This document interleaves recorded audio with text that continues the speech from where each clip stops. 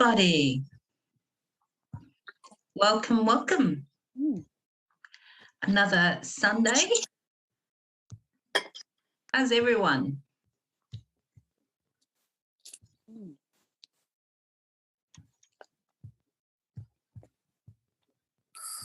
Everyone's all coming in. Let me just get Edward's co-host. Nice shirt, Steve.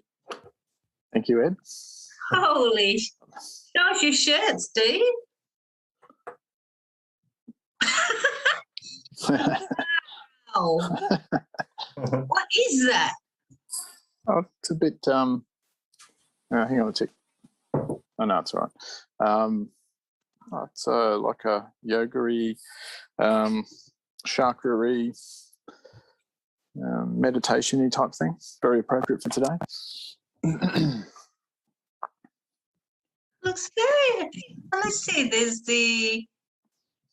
Okay, it's all the chakras, is it? Yeah. Where do you get your funky shirts from?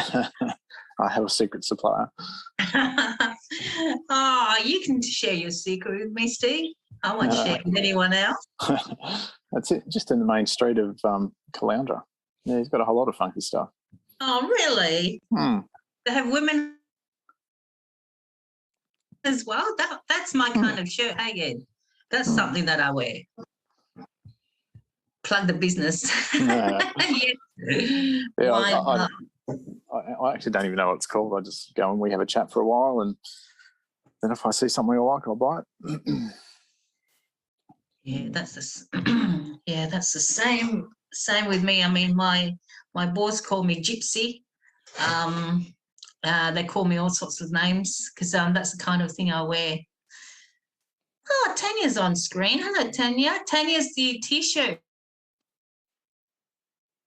lady. She sells T-shirt. Now we're going to plug your business. Hey, Tanya, which T-shirt are you wearing today?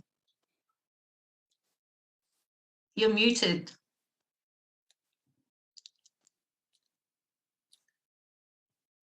I can see awesome and perfect. Born to be awesome, not perfect. Oh, that's your T-shirt, Edward.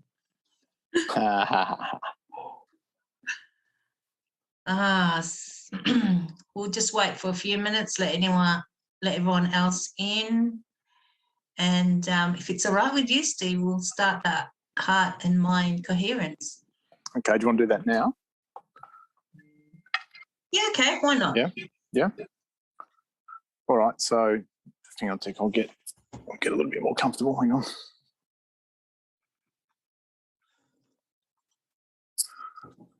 All right, so 3 steps to it.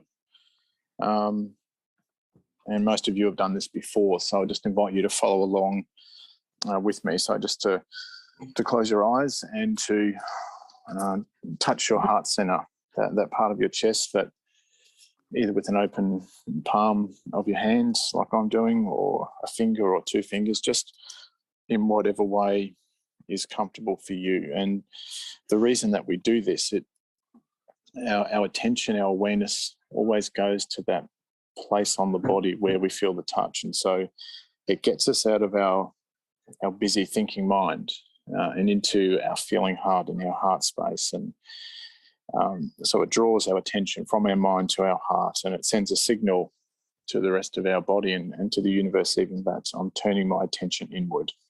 And so that's step number 1, shifting your awareness by touching your heart center. And then step number 2 is to slow your breathing. And so I invite you to breathe in through your nose for a count of 5. Hold for a count of 5. Then release through the mouth for a count of 5. And again, in through the nose for 5. Hold. And out through the mouth for 5. And again, one more time from the place you feel the touch from your heart center, breathing in. Hold for 5. And then out through the mouth for 5. And when we do this, it tells our body that we're in a safe place. And the only time that a human ever breathes like this is that when we feel safe. And so it's a signal for our body to let go of the stress hormones and all the feelings of stress that we always carry with us. And the next part of that is it awakens the healing chemistry, because our bodies can only do one thing or the other. We can either be stressful and in a state of stress, or we can be in a state of peace and healing. And so what this does, by slowing our breathing, it gives the body permission to awaken all of the healing chemicals within the body that researchers have found can last for up to 6 hours. So again, breathe in for a count of 5 from that place you feel the touch. Hold for 5. Then out through the mouth for 5. And again, in through the mouth, in through the nose rather, for 5. Hold for 5. Out through the mouth for 5.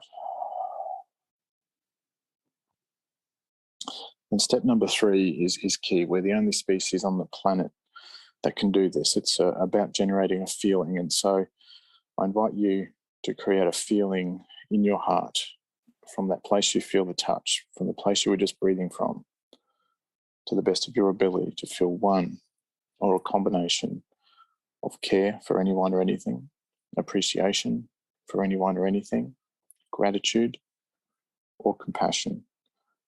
And researchers found that these 4 keywords, they trigger that connection between our heart and our brain, and we are the only species on the planet that can do this. So to the best of your ability, to feel the feeling of one or a combination of care, appreciation, gratitude, or compassion for anyone or anything in your life from that place you feel the touch. Just to sit with that feeling for a few moments.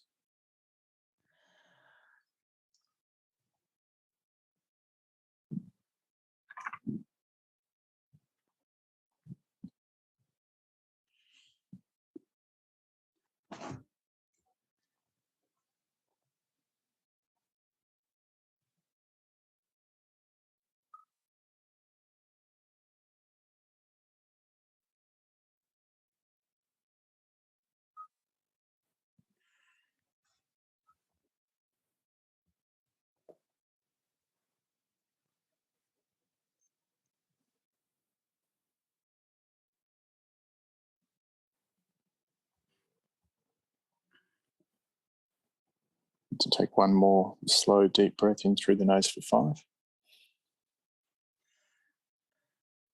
Hold for 5. Then out through the mouth for 5.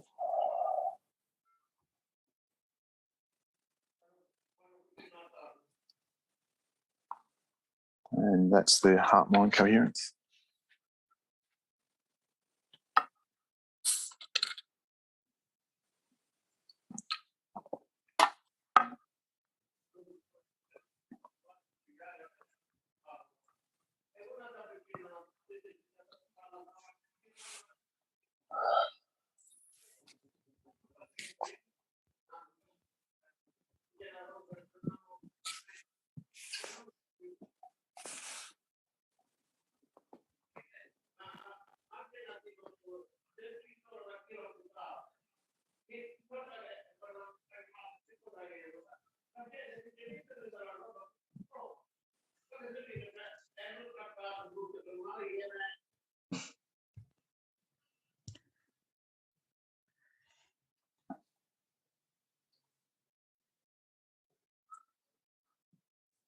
All right, it's back to you, Grace.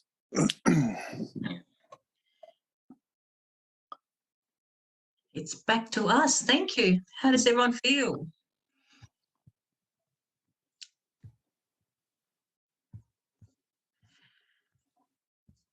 Good to see you here, Victor. How are you feeling, Sashi, after yesterday? You can take the mic. No, I'm feeling, I've been feeling sort of quite chilled, actually.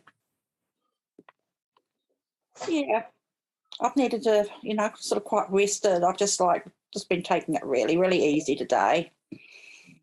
And, yeah, really enjoyed yesterday's meeting. Yeah. Yeah, for those who don't know, Christine has her own group, so called The Rocks. And The Rocks is we relate to City Awakening, and we go through a lot of teaching in the Gnostics and put application to it. So we go much, much, much slower in comparison to Sundays.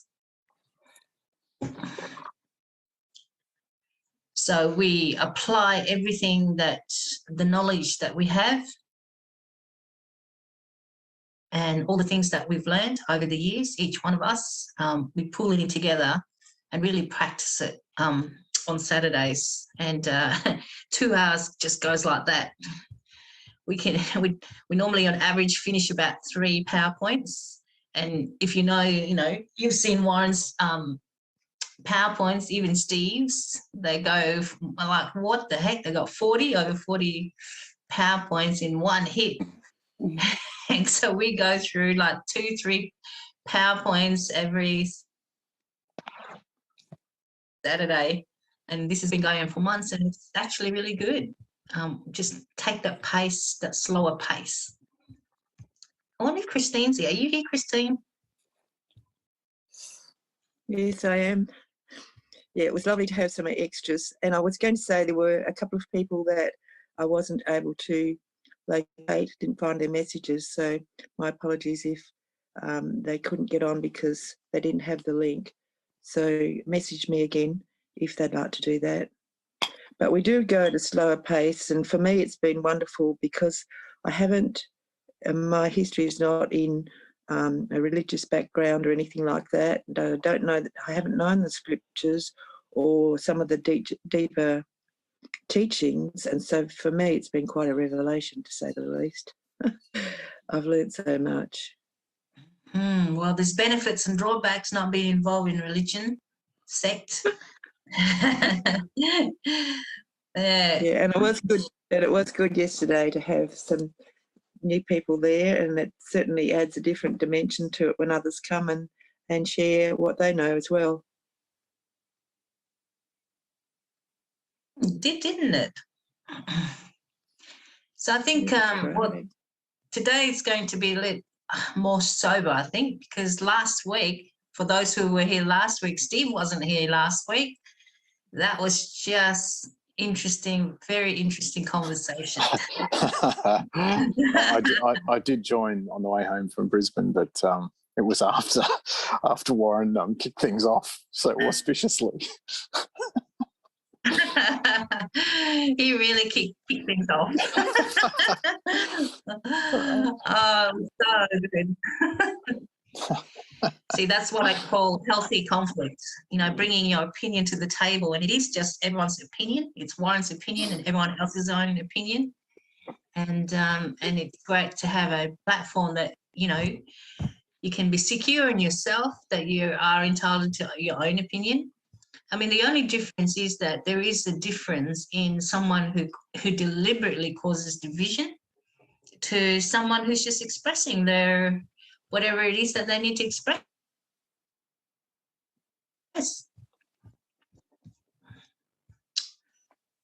I like that. Katie.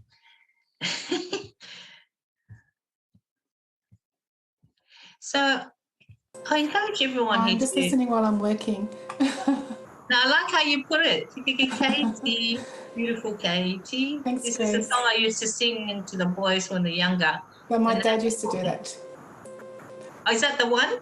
Yeah. It's good. Let's have a look at the comments here. Yeah, Warren, Katie, beautiful Katie.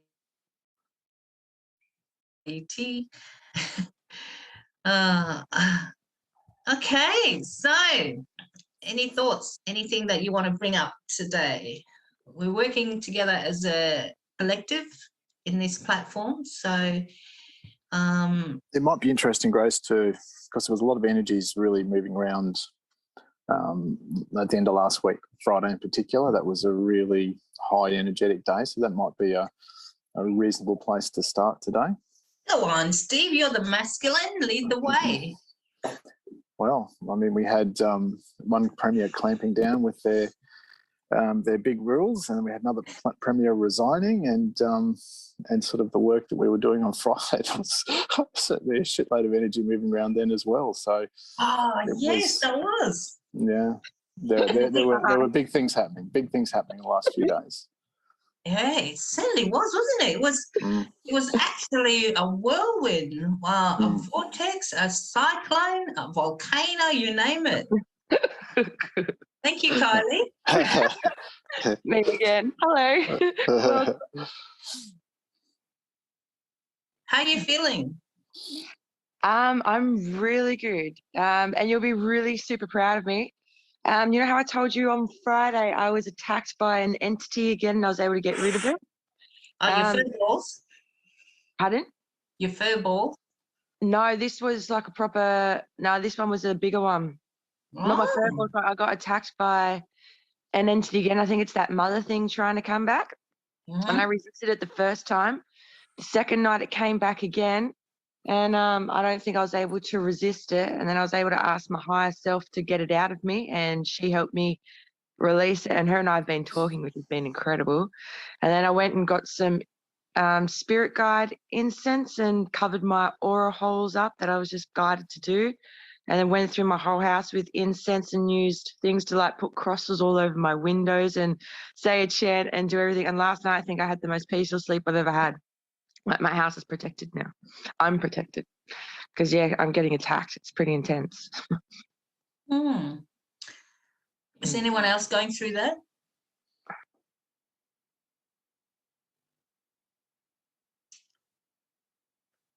Yes, I had something the other week, about a week ago. I had a whole lot of little furry critters in my room, and I woke up and heard my cats howling because I reckon cats know these things. And I actually got up and I could sort of like feel a couple of these things brushing around my feet, and I went to turn my light on, and only the light switch was glowing, but the light wouldn't go.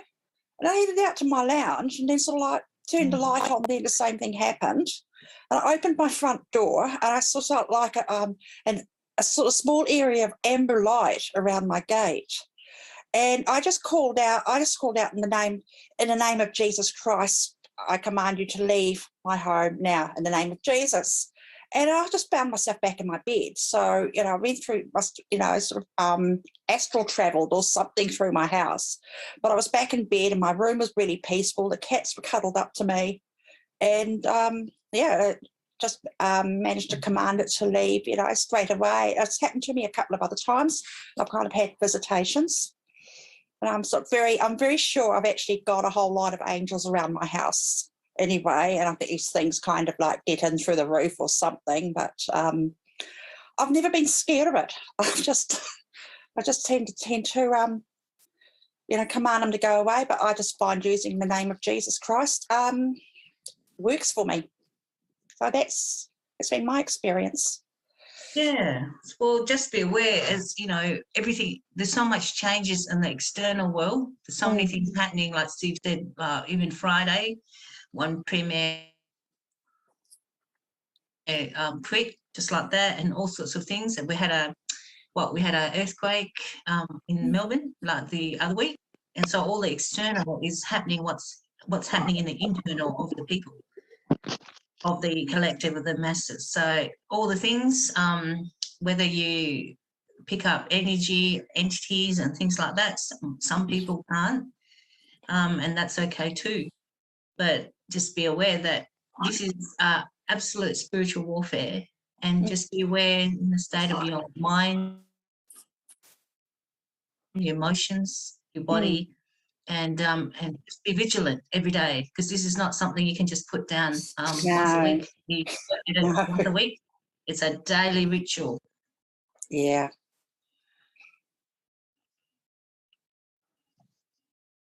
I've been reading Raymond Brace's list that Warren actually typed out of his talk. And I've just found that really amazing to read that in the morning. It just really, it really gets me back into focus, gets me into a good place, because I tend to wake up first thing. I wake up in a state of anxiety, and I have to breathe through it, and I pray every morning.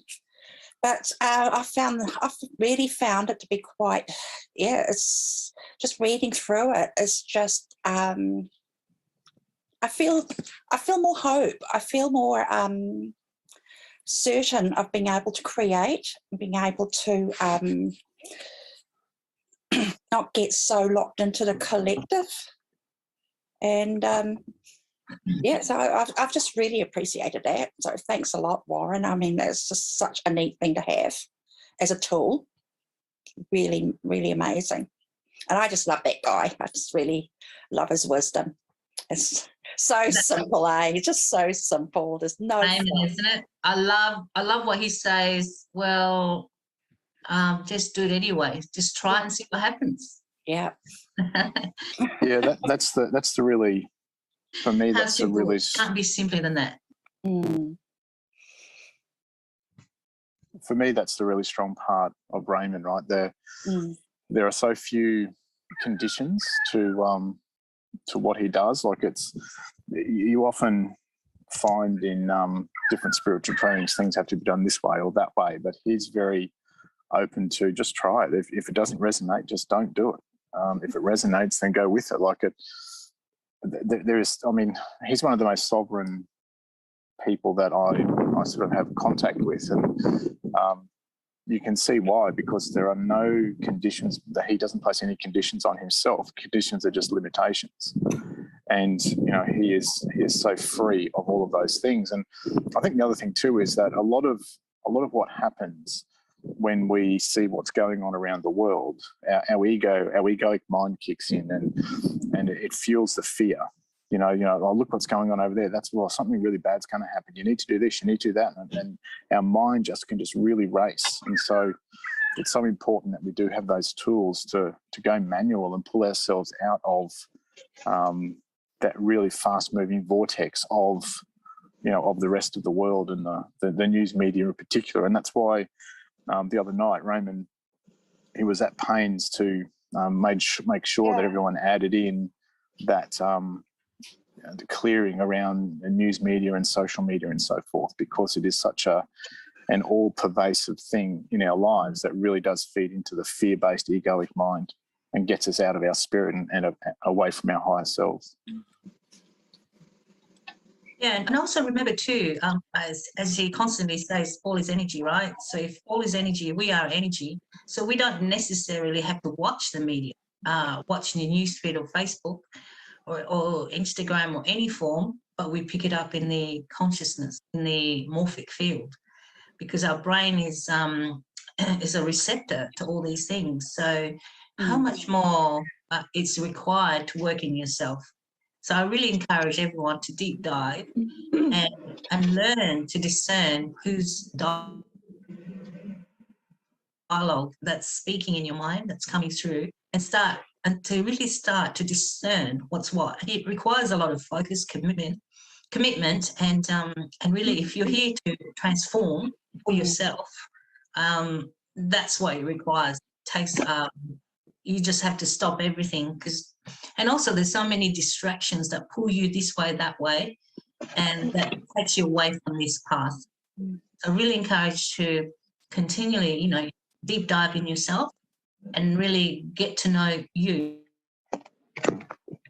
Yeah, that's it too, Grace, under your because skin. Yeah, because it's so easy to get caught in the fast-paced treadmill and just be on autopilot the whole time, and we all fall back into that, and we do have to be really aware and tap into those tools that we have to draw ourselves out of it, because it, 2 days can go by and all of a sudden you hadn't thought of anything other than the fear, the maelstrom going on around you, and it's just so easy to get trapped in this 3D world and not pull yourself out. So it's that, it's a constant reminder. I've got a constant reminder, remind myself to go manual and get out of that autopilot kind of habit, because it is very, we're in many respects, we're undoing, decades of habits of just being on autopilot, getting up, eating, going to work, coming home, going to bed, getting up, eating, that kind of thing. So yeah, it's really important to just slow down and like you said, Grace, to go within. Isn't it fascinating? 2 days away from the inward journey, you get caught up in the things of the world. The 2 days, that's enough to really catch you, isn't it? It's enough to harden your heart. And before you know it, you're overwhelmed with the circumstances. Yeah. Fear then runs you. Your egoic mind's going, oh, this is terrible. Oh, God, we're going to have a lockdown, or blah, blah, blah, blah, blah, blah, blah, blah. And, I'm sure it's not just me whose mind goes like that, right? That's what our ego does, right? Our ego keeps us in fear and survival mode. So it is really important to be able to exactly to pull yourself out. It sneaks up on you when you're not looking too. Yes. It knocks you on the back of your head, really, which is a good thing because it brings me up again. I only have to take my eyes off the target, and it knocks me off a little bit. And it's a constant ongoing thing. Actually, Warren and I were talking this morning. It's a huge benefit if you're such an intense person, because I must admit I'm a very intense person, and Warren tells everyone I can't live with Grace anymore because she's too intense. Warren is actually more relaxed than I am, and so I tend to look at everything, uncover everything, and search and deep dive, you name it. I just go right into the whole thing. So even I get caught up every now and then. Well, you can just see by Warren's comment there, he gets caught up in being the narcissist all the time, right? So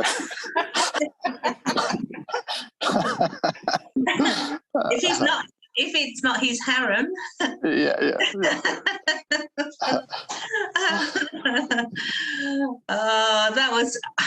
I couldn't stop laughing last week, ladies. That was just priceless. Warren's, at the end of the day, Warren's all talk. He actually doesn't have a harem. Perhaps energetically he does, but he tries to collect his harem, but they run off. I was going to say, I'm sure he'd be pretty happy if he did have one. I'm sure what you wish for. But I'll tell you what, it's really complicated. And this brings to light, actually, did everyone get what Roman Grace said the other day? So you've got your mind, and then the heart is 5,000 greater, stronger than the mind, and then you got the sexual energy. Yeah. So the sexual one is much, much bigger than the heart energy. So the other purpose that Warren brings that up is because, all of us got issues with sex. We get taught to just keep it quiet. No wonder the marketing is so sexual, because we suppress it so much. And so I really enjoyed that he actually brought that up with the sexual, because with the sexual energy that we do in the Gnostics, it doesn't mean coitus or fucking one another. It's purely the multiplication and the alchemy within us, and using that creativity, the fire, and moving it up and working so that the numbness in us, this ability that we've lost our feelings, that sexual energy brings it up. Hey, Steve. Definitely. Definitely. But I mean, you're right, Grace. There are so many taboos, so many, let's not talk about that. Even you've only got to mention the word sex and we all tend to giggle, and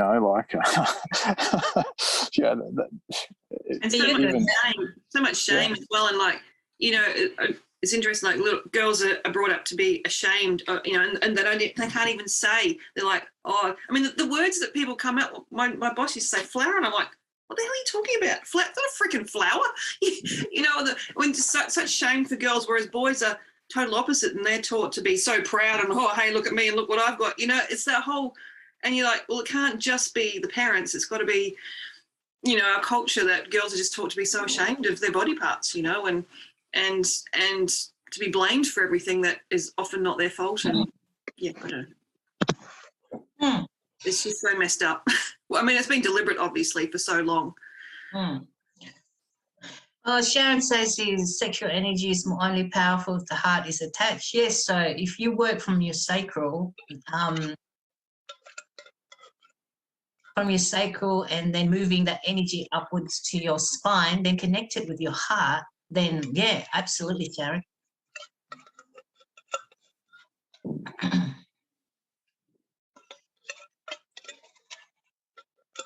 I guess it's the life force, isn't it? It's the power of creation, life force. Yes, it goes to show you too that this kind of work, you actually have to really dig deep and also do your research. And what does it mean to come and walk in this path? Because there's so many tools that we can use. And if we go and search for it, it's all there. The universe will unveil it for you. Because it's great to go by intuition, but we also got the intellect to move it and to how do we apply this in our lives. So we've got all that. So it's a matter of finding all those tools and working and working and working it.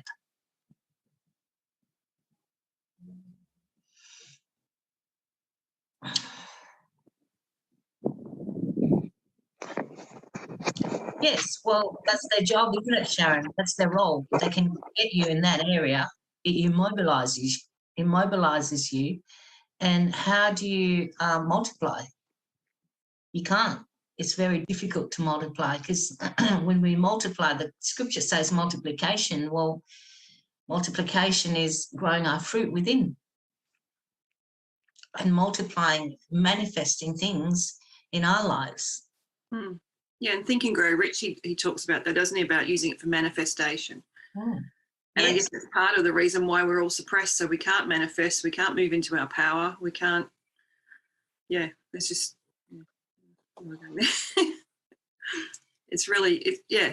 And it seems like a lot of, what do you call it, celibacy, you know, for monks and whatever, and that's just seemed, I find that really interesting. Although when I started doing some courses years ago, they were saying that, like, you know, the bringing in the divine energy and stuff, of course, where does it sit? It sits in the base chakra, and of course they were saying that's why there were so many scandals involving the nuns and all that, because they're very celibate people and not meant to be having sex, and they've got all this energy sitting there that's building up and building up. So yeah, suppression, isn't it? Yeah, suppressing's always bad. It's not going to end well. Yeah, but you don't have to have physical sex. You can do energetically with each other's consent, with each other's permission. Celibacy is good for a period of time. Sure do is. You want to comment on that, Grace? Oh, man.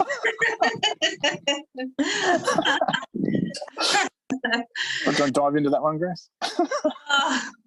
Oh, God, celibacy, I tell you, it makes your teeth rough. It really does. Sharon's had celibacy for ages. It's wonderful to have conversation with other women. You know, we kind of talk with one another. So how long has it been for you? Yeah, got lots of cobwebs, that's for sure.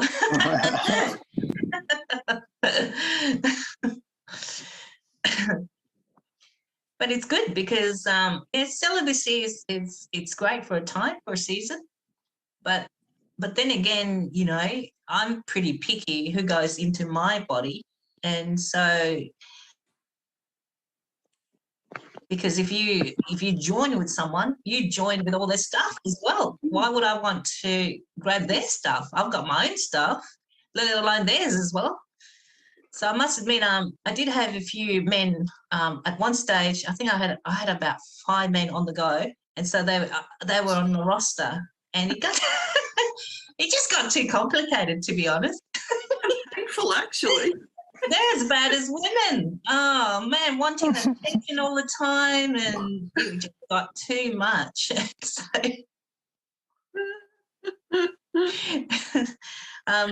and so now I've got rid of all of them. Yeah, one moved to Queensland, which is great, and it's not Steve because he's married. So it was just fascinating, really, really fascinating journey of my life in that time in comparison to going into celibacy. So I went to celibacy for a good couple of years. And then before that, I was swinging with about 5 different men. And from one pendulum to another, it was interesting journey. I discovered so much about myself, because it's really, at the end of the day, we're here to experience. We create what we want, don't we? So for me, I create circumstances for myself in order to, what do I need to work in myself? What is the things that I'm avoiding? What are the things, my shadows? I'm constantly working on my shadows. So I deliberately put myself in this position to really work it. Because if I'm working with other people, then, you know, the one thing is I just free dive and float away and experience all these things. I don't allow myself to be restricted, and I'll give myself full permission to do these things without any judgment, without feeling guilt or shame, because it's all about the experience, isn't it? Yeah, that's it, Grace. We are so conditioned, ruled by guilt and shame. They are probably, well, in my view, they are the 2 biggest, most powerful emotions that hold all of us back, is guilt and shame, because both of those lead to judgment. And then we get into this judgment loop. Exactly. Yeah. So Sashi Like we says bring that on ourselves. It's like that's already been put on us as children, and we just grow up with those thoughts still going around in our head, you know, and it's hard to break away from that. And then it's the whole spiritual thing. You're going, well, what is spiritual? Is it spiritual to go out and fuck lots of people and do all, you know, and then other people go, oh no, don't be, you know, it's that whole thing going, well, yes, you're taking on their energy. That's not good. So then you've got to be aware, are they good people? Blah, blah, blah. It's, yeah. Well, you certainly know how to clear yourself very quickly.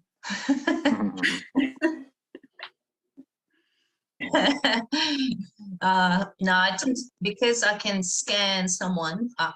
Anyone that I meet, first time I always scan them. It's just something that's inbuilt in me. Are you for me or against me? And so, I see that makes it much easier. That makes it much easier if you can look at them and go, yep, okay, you're good. Yes. Yeah. And if there's something happened to them or whatever in between, the universe always unfolds it for me. I can see right through, and so it's like that, and then address it. Have the courage to speak your truth. Have the courage to get it out in the open. And I mean, I'm a masochist myself. I actually enjoy watching people banging and clanging, and and see how they react. And I don't hold back either. So there's nothing like having challenges. I really enjoy challenges. It's boring when there's no challenges. That's part of my addiction of, you know, wanting reaction. How far can I push this person? How far can I really work this? You know, whatever they need working. So I push myself in that place. So yeah, having those guys at that time, I really pushed myself then.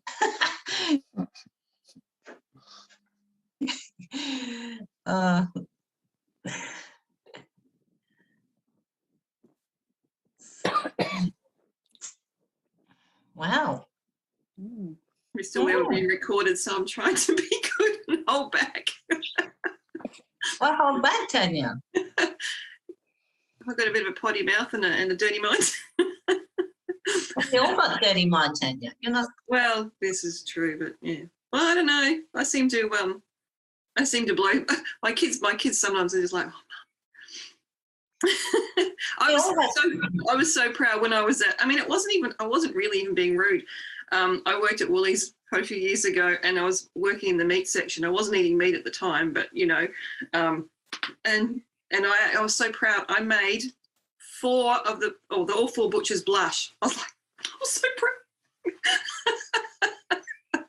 I didn't think that was, and I was just asking in it. I thought it was an innocent question. Oh no, Dylan's going to go off me again. Oh, sorry. Well, we all have fantasies, don't we? Sorry. We all have fantasies. We all have. No, fantasies. it wasn't even a fantasy. No, it wasn't even about that. It was just a, menstrual question, sort of thing, and it was just hilarious. Look, Oh, that's so I good. just thought, these big burly butchers would be fine with blood. No, you should have seen them. It was hilarious. Well, Steve works with us among women, amongst all these women, and I sometimes ask, "Hey, Steve, you got your rags today?" Yes, I have. Leave me alone. Don't talk to me.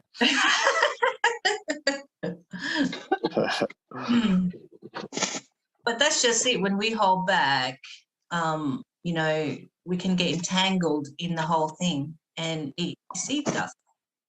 When we really suppress it and hold it down, and we think that it's only us, then that's when the archons can play with your mind, and can play with your emotions, can play with your heart, and if those who see demons and entities, they have a whale of a time. So when you hide things, when things are hidden and you suppress it, that's a great way for them to come into your breach. Because we're meant to be the beacon of this world. We're meant to be the light. So if we're not the light, then we hide things. We're hidden in the dark. And so anything that we hide, they have full permission to come and play with us. So we become the mouse and the cat plays with us.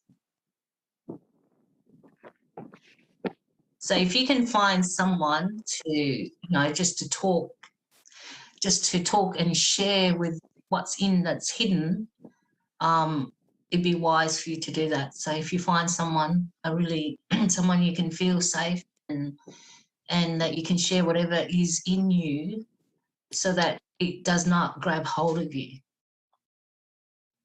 Because most of the time it's because we hide these things.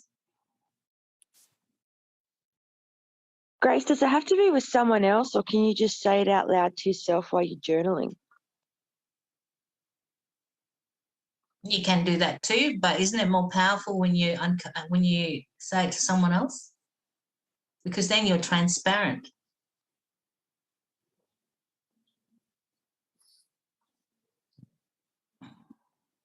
Fair enough. I mean, you can account. I mean, what does accountability mean for you, Kylie? Owning my actions and owning myself. Mm-hmm. No, I was just thinking, like, you're getting it out there, and at least you're getting it out there, like, and you're owning it to yourself. Doesn't matter about anyone else. You're owning And do it you to see that in yourself? Yeah. Yeah, but do you see it 100% in yourself? No, because you've still got to voice it out to others and stuff like that. But just at the beginning and stuff, like voicing it out and just getting it out there in the first place. I mean, certainly you can. You'd go in the mirror. I think to use an analogy, and maybe a little titillating analogy, but it's a little bit like stripping off in front of a mirror versus stripping off in front of someone else. When you do it in front of someone else, the energy is totally different. The release is totally different because you're forced to be vulnerable in front of someone else, and that moment of vulnerability releases a lot of the energy that's pent up. Whereas it's pretty easy to flash yourself in front of the mirror.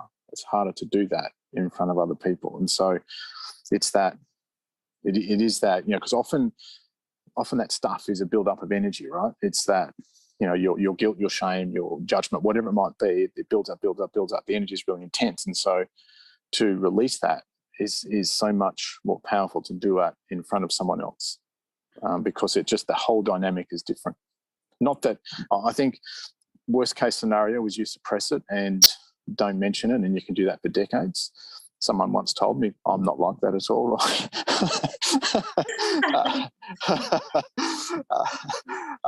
The next best thing is to acknowledge it yourself, and talk about it yourself and journal it and those sorts of things. But I'll just go from my own experience. I don't believe there is anything more powerful than being able to release that in front of someone else. Right, the shift in energy is so much more powerful, so much more instantaneous, and I think here's probably the crux of it, though. Right, it's when you reveal your vulnerability to someone, when you reveal the things that you've been hiding from yourself and from the world, you're actually raising power, because there's nothing to hide anymore. You are so diminished when you hide stuff. When you reveal stuff, you are so much more powerful, because there's now nothing to hide anymore. That's so good, Steve. Love that. Thank you. I mean, you do That's have excellent. to be careful who you can't just say to anyone, because a lot of people could make it worse if you finally mate, I'm just trusting you with this, and then they just go boom, and are not accepting and shame and judge you. Of course, yeah. Yeah, well, let put it this way, you probably wouldn't be stripping off in front of every single person, right? You'd pick your person to be vulnerable in front of, to be naked in front of.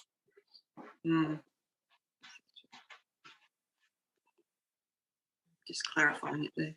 Yeah. I mean, I did that when I very first spoke up about when I was, finally voiced that how unhappy I was in my marriage, and I just got so shamed and judged and shamed my family. I didn't say another word for 6 years. So, in saying that too, can you see how we seek pleasure rather than pain? Regardless of, I challenge you, regardless of who you share with, at the end of the day, this is your journey. This is your inward walk. And so whatever happens, everything is an illusion but love. Oh, I was much, much younger then, and, I was a totally different person. Yeah, I was in like 25 or something then. So.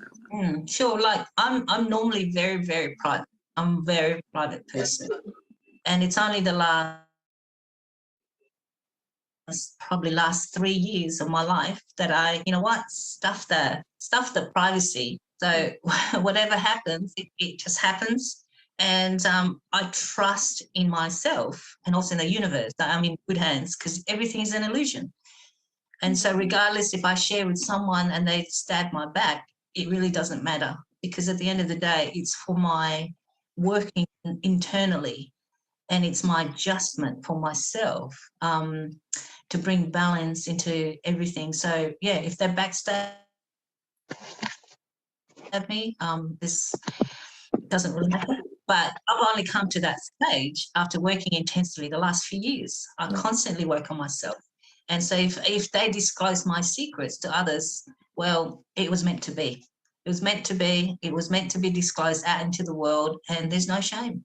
Really, there's no shame and there's no guilt in my part. But again, it doesn't come easy. It really doesn't. It takes a lot of working in yourself. Yeah, I think, and it's a really good point, Grace, because I totally agree with you. But you've got to be in a certain place, and you've got to be ready to be that vulnerable in front of everyone. And I actually think, from again, my own experience, that being ready to do that in front of anyone only comes from you being safe to do it in front of a trusted person or people or small group. As you know, my book, for example, it's very open and raw. I couldn't have done that. I couldn't have written that 5 years ago.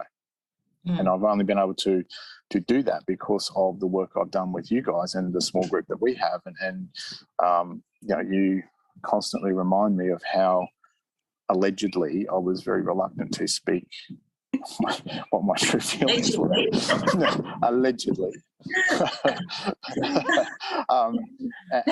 And that's just because of my own circumstances, right? Growing up, it was never emotionally safe for me to express my feelings. So I had a whole lot of learning or unlearning to do from decades of just being programmed like that. And it would not have worked, or it would have just done the same thing for me. I just would have shut down even more if I had been humiliated again by, for the first time, really speaking my heart, right?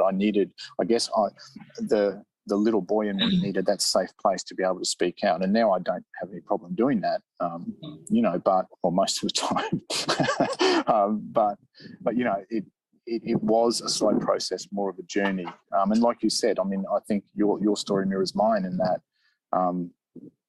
it wasn't an instantaneous thing. I was never that brave, and that brave and that strength to be raw and open in front of someone and talk about my shame and my fears and all of those sorts of things has only come over time with lots of internal work. Overcoming my alleged reluctance to share things. Yeah, only alleged though. You're listening to this, Christine? I am. I'd say actual rather than alleged. Christine, right now you're not allowed comment. If I wasn't on my phone, I'd mute you. But I do agree how difficult it is, and to start off with, you really need a safe space, because it's a space where you feel that others don't judge you, and I think that's the thing, really having that space where others don't judge you, and in that space where other people are sharing as well, and they show their vulnerability, can give you the courage to do that as well. Yeah, that's what it's been like for me anyway, because it's been really difficult, and some of the things that I've come up with I didn't even know were inside there, and when it comes up you think, wow, that's so terrible. But if you're not being judged by anyone else, it's your own judgment that makes it so terrible, really. Yeah, it's the bullshit of our own guilt and shame, right, that makes us reluctant to speak up, to speak out our pain. It is. But doesn't it feel good when you get it out? It does. It does. Yeah. Yep. Yeah, so you wonder why you felt it was so bad, because once you release it, that's what like a far better about it. That's absolutely true. Yeah. Yeah. You think of how uncomfortable. That's right. You think of how uncomfortable it is holding it in, and then you go, if you're that way inclined, you go into a room and just let it rip, right? Oh, right through releases. Come on, everyone here has done that. Don't lie. Don't lie to yourselves. Sachi, taking it up a notch, hey? No, it's true, Sash, isn't it? Oh, don't get me started on the subject of farting. I just think it's the funniest thing. I just got this. I've got a really gross schoolboy sense of humour sometimes when it comes to potty talk. Well, that's what makes the world go around, Sachi. I mean, rule number 6, right? Yeah. Rule number 6. I mean, when you're in a crowded lift and you drop one and then just look somebody straight in the eye, just give them a really dirty look, like, ugh. Have you heard that story of Andre? We try to behave our family. Which one? The story of Andre the Giant. I read it just fairly recently, where Andre, on the Princess Bride set, he let out a 16-second long fart, brought production to a halt, and someone like, "Are you okay?" And he's like, "I am now." Wow. 16 seconds. Oh, because they were recording. They could have gone back and timed it. Wow, that's eternity. He was a big man in every way. Just blown away. One assumes there wasn't a follow through. It is like that, isn't it? And we suffer. We suffer when we hold it in. You get sweaty, you get all sorts of stuff.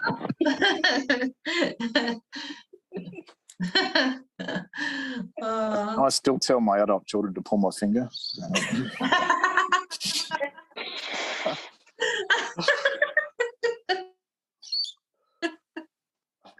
I do that to my kids. I've done that too. Sometimes they do, sometimes they don't. It doesn't matter though, the result's still the same.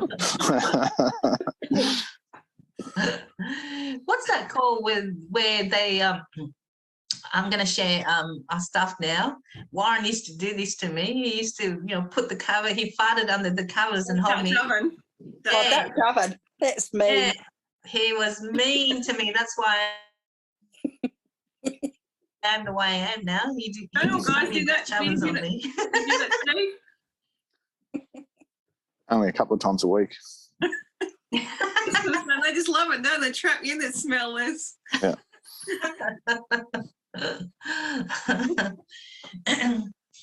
But yeah, I mean it's a light-hearted way to really see for what it is, isn't it? That's what we do to ourselves. Is it? We do. Yeah, you're right, Grace. We do. It's our own egoic bullshit that keeps the gas in, as it were, to extend the analogy, right? I mean, and when you think about it, the effects of farting, it's for those involved, for those on the end of it, right? It's a few seconds of, shall we say, pain, but for us it's a big release, right? And it's a very similar thing. It's a very, very similar thing. Like that's, yeah. I mean, it's a wonderful metaphor. It really is. And probably I'll go one step further and say, just like farting when no one else can see or hear or smell it, right? There is less satisfaction in doing it in front of others, right? You get the benefit of farting in front of others is so much more beneficial to you than doing it by yourself, So I guess that gets back to the earlier conversation. Well, I know my boys cop it from me a lot, especially I'm so proud when I do it in the car because they can't get away. I used to do that to my children just to be bloody mean to them. They'd be fighting in the back seat. I'd drop one, right, suffer you little bastards. Yes. I got really mean and put the lock on their window so they couldn't get them down. Exactly. As you know, William's very, very sensitive, and so he's sensitive to smell, and he's the first one that always cops it. So you can see even farting has a lesson on who picks up in the tune, who's more sensitive to the I don't whole. know about anyone else, but always find out when you do a silent one, it's worse than a loud one. It's like loud and proud, silent and violent. Yeah, that sounds. If you put the metaphor to it, it's like the people that are quiet are the ones that has a lot of suppression, isn't it? Mm. They're quite deadly. It's a bit like suppressing that shadow. It's got to come up somewhere else anyway, and it'll come up in a really bad time, in a really bad way. Yeah, they're deadly to themselves. Yeah. I mean, my experience with dealing with people, it's much easier to deal with someone who yells at me, shouts at me, and does all sorts of aggravated behaviour in front of me to someone who's quiet. Same. Yeah, they're more deadly. Yeah. My first husband used to give me the silent treatment for about, up to about a week. That was just the worst. It was just like, it just rendered me so powerless. Wow. If he lost his shit and yelled at me, I'd have just lost my shit and yelled back. I would have got it out in the air. But getting the silent treatment and not knowing what I'd done, I'd ask him, what's up? Oh, nothing. I'm fine. Mm. It's that passive aggressive thing, isn't it? Yeah. Yep. You can't quite put your finger on it. Mm. That's all about control, but that's what our egoic mind does to us. Yeah. We do that to ourselves. Mm. Yep, we sure do. There's nothing wrong here. It's always the rest of the world. It's always someone else's fault. We always project outwards onto others and not look within. Yeah, it's always your fault, Steve. Okay, I'm happy to own that.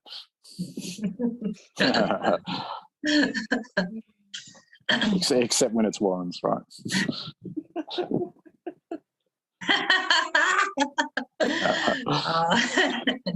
Exactly. As I said, when also it's been boring with Warren. We haven't really had much fun lately. So I always throw it at him. It's your fault, Warren. Totally your fault. But again, there's no judgment in that in yourself either, because you let it out. So when you let it out, you can see your behavior, and then you can choose how you want to be with the other person, isn't it?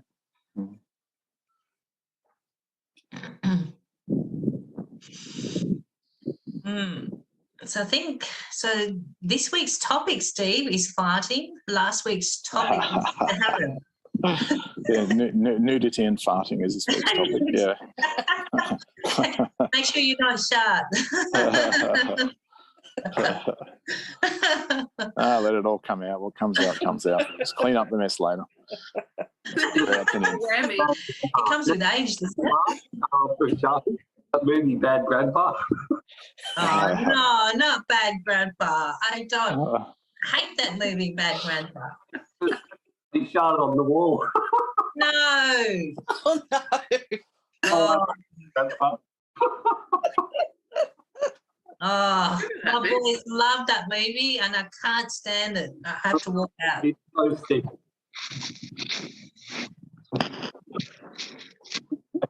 See? What's that, Warren? Have you seen Bad Grandpa?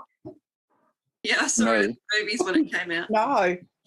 No, you don't want to see it. You don't want to see it. Yeah, I think there's so many gross things now, probably, but at the time I was like, oh my God, this is hilarious.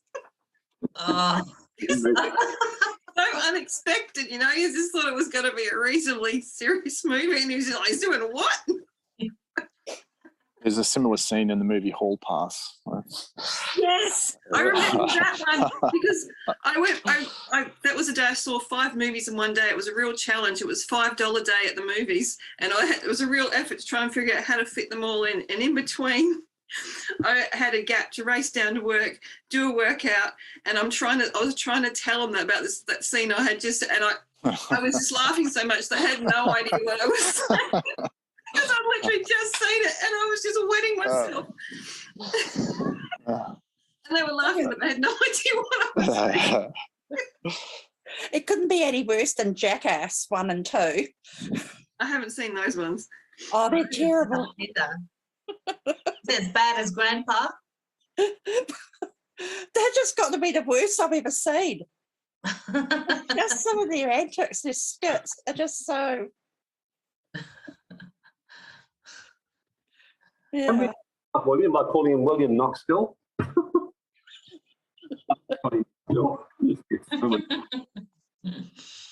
Was it the blackest? Are you ready? If you give me, I'm always ready, but if you give me about seconds I'll be even more ready. That's so. It is. It's really so. Make sure you go to the toilet before you come.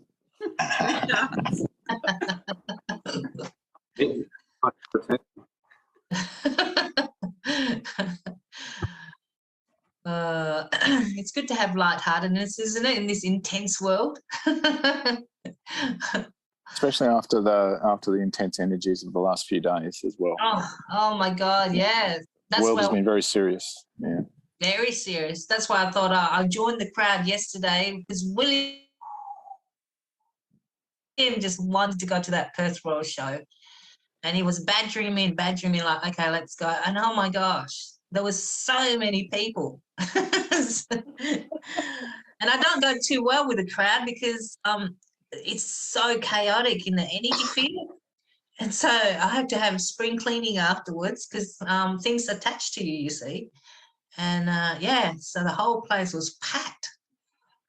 So it was good one. It was good one got out of the place. I tell you, there's so many, what I saw yesterday, there's so many people that are so numb. It's just not with it. A walking zombie, I call them. But obviously that's what they've agreed to coming back here and this time. I've only been to the Royal Show once. I got dragged along. I didn't want to go. And it was many years ago. And I was sort of okay. And then by the end of the day, I was sort of feeling down. And then got in the car and I just felt like it's really hard to explain. I don't know. I couldn't even, I was just leaning. I felt so bad. I literally wanted to die. It was just, I don't know whether, I guess all the energies or whatever, probably attacking me or whatever it was. It was awful. I never want to go back there again. It was literally like, I don't know, I just couldn't even move, couldn't talk. It was awful. Yeah, I get the feeling, Tanya, because to be honest, I've been a hermit for the last few years and I'm naturally an extrovert. I love socializing, networking, that kind of thing, but I've been led to be a hermit as well as celibate for a few years. There you go, Steve. I know. And it's been a really good withdrawal from the world. But now you know what? I'm welcoming. If a man comes my way and we fit, let's dance. So there you go. I'm speaking it out in the university. Good for you, Grace. Thanks, Steve. Absolutely. Penny went to Carousel, Cannington. Yeah. Yes. I don't like the Carousel, Cannington shopping centre. I avoid that shopping centre. There's too much energy happening there, that's for sure. There's certain pockets in different areas, and I don't know if you guys pick it up. There's certain areas that you just don't want to go in. And that's one of the shopping centres I avoid. All right, Warren, over to you. Well, hello. Can you all hear me loud and clear? And is my mic good, Ed? No. How's my mic now? This is where I want to have a really good fart sound effects on my phone, but I don't have one. But anyway. Well, thank you. Warren doesn't need a mic. You don't need a mic. Yeah, true. What can I say? I feel hurt, you know. Everyone's been mean to me and saying nasty comments. I don't think I deserve that. I want to be the victim. You should be wounded, Warren. Or a lot of arrows at you. Yeah. Oh, no. Does that mean we're going to be cut off? Oh, yeah. I kicked someone out of the group this week and, they lost their shit at us. They sent us an email and yeah,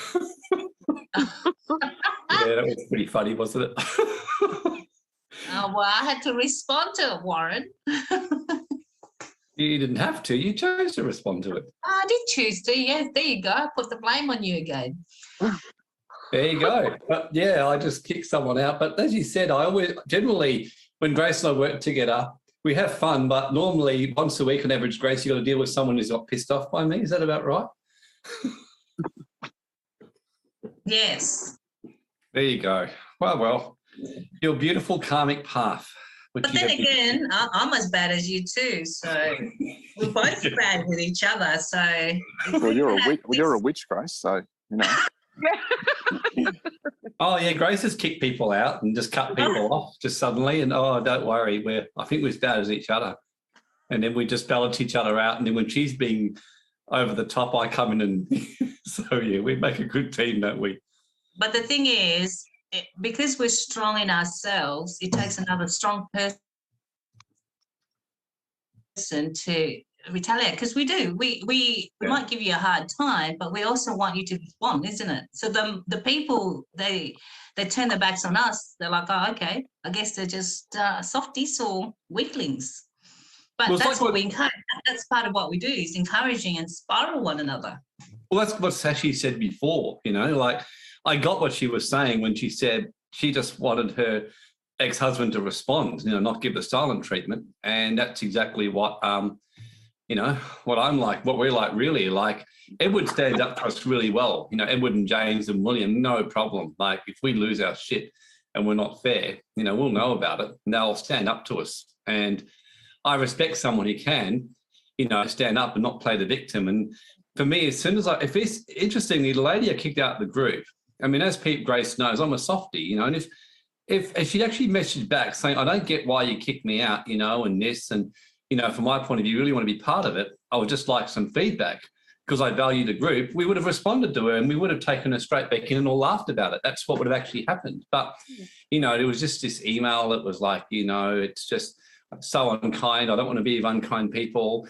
You know, I just gave a courteous, decent response to you. And yeah. And whereas I read the energy of what was said, you know, and it was a kind of barb. It was a barb at me about something. So I just don't have time for that, you know, because to me, like right now, we have 33 people on this group today. All and of it's you. 1:11 now. It's 1:11 now, or 11:11. Yeah. Yeah, 11:11, Steve. Yeah, wow. Yeah. So we've got.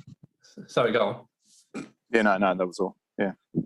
Yeah, and we've got, and pretty much here, it's a great thing. It's harmonious. We laugh. We can talk about farts. We can talk about, you know, sex and having a harem and all that kind of stuff. And we all just kind of laugh and lose our shit and get over it. And that to me is what life is about. So as soon as someone plays the victim or does a barb, whether it's a family member, someone who was a close friend or girlfriend or whatever, I mean, why would I engage with that? I like what Raymond says, why would I waste my energy? And so often we spend all that time trying to appease one person who's annoyed with us and won't take responsibility for their own stuff. So, yeah. Anyway, so let's just start. Before I do, what I'm just going to do is do something for everyone that's really kind of, you know. So this is, there's this thing called shell essences that give these amazing like flower essences, which I use and regularly, which Peter Erickson, who Grace knows, told me you should get these. They're really good, and they are really good. So this one's called Just Me. And what it does, it gets you in your own energy. And although you're not physically present, if you just receive, as I spray this on me, and I'm going to project it onto you, okay? So what it does is gets you into your own energy and clears off energies of people that you've just picked up. So I don't know, I just felt to do it and see what happens. If any of you sensitive among you do it. So just keep in mind, all of you, I'm just creating like a bit of a vortex or a bit of an orb or a dome. And as I spray this, it's going to be going around to everyone in this group and listening to the webinar. So it's something that Peter Erickson taught me. And just shake it off. You can all do the same. And maybe is there anyone who actually felt anything? You know, you may not have felt anything. Some of you more sensitive may have instantly felt it. Yeah, I got a full body shiver. Yeah. Okay. Yeah. I knew some of the sensitive ones would feel it. Just had a sigh, you know, just. Wow, Miko smelled a flower scent. That's awesome, Miko. Yeah, it's actually a really good one. Yeah, little whoosh. Yeah. So I always love it when women are on a group, because women tend to often feel this because we're naturally sensitive. So exciting. I'll do another one for you as well. There's one called Moving Forward, okay? This one is about stepping forward more onto your path. So just... Oh, hell yes. Yeah, this is called Moving Forward. This is a good one. So let's just do this one. So just feel it. I'm going to spray it on me, and I'm just going to project it all onto you and just receive it.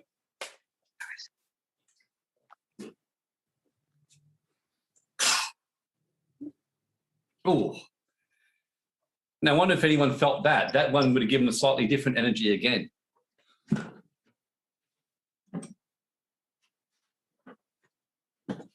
Judith tingling. Whew, that was good. I felt all that. That was really good. I felt that actually shift right through the group. Yeah.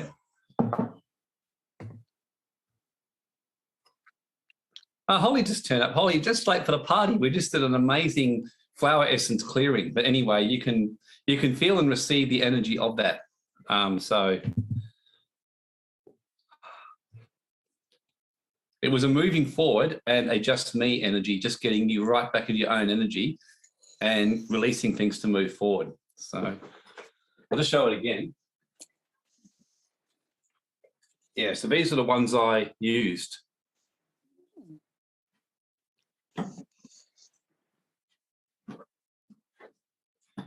Judith, yeah, they're called shell essences. A lady called Nancy runs them in on the East Coast, and yeah, she's really good to speak to. You know, she can.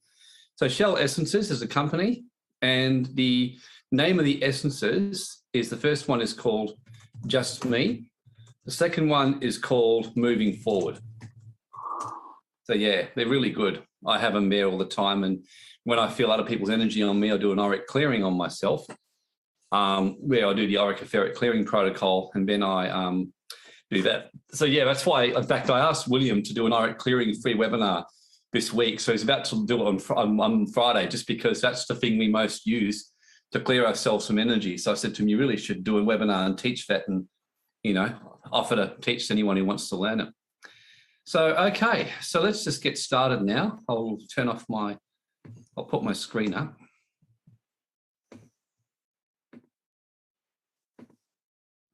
So yeah, the Esoteric Wisdom of Christ. Yeah, so I don't know if William's here. He can share what time it is. I can't remember if it's morning or evening. No, he's not here. Okay.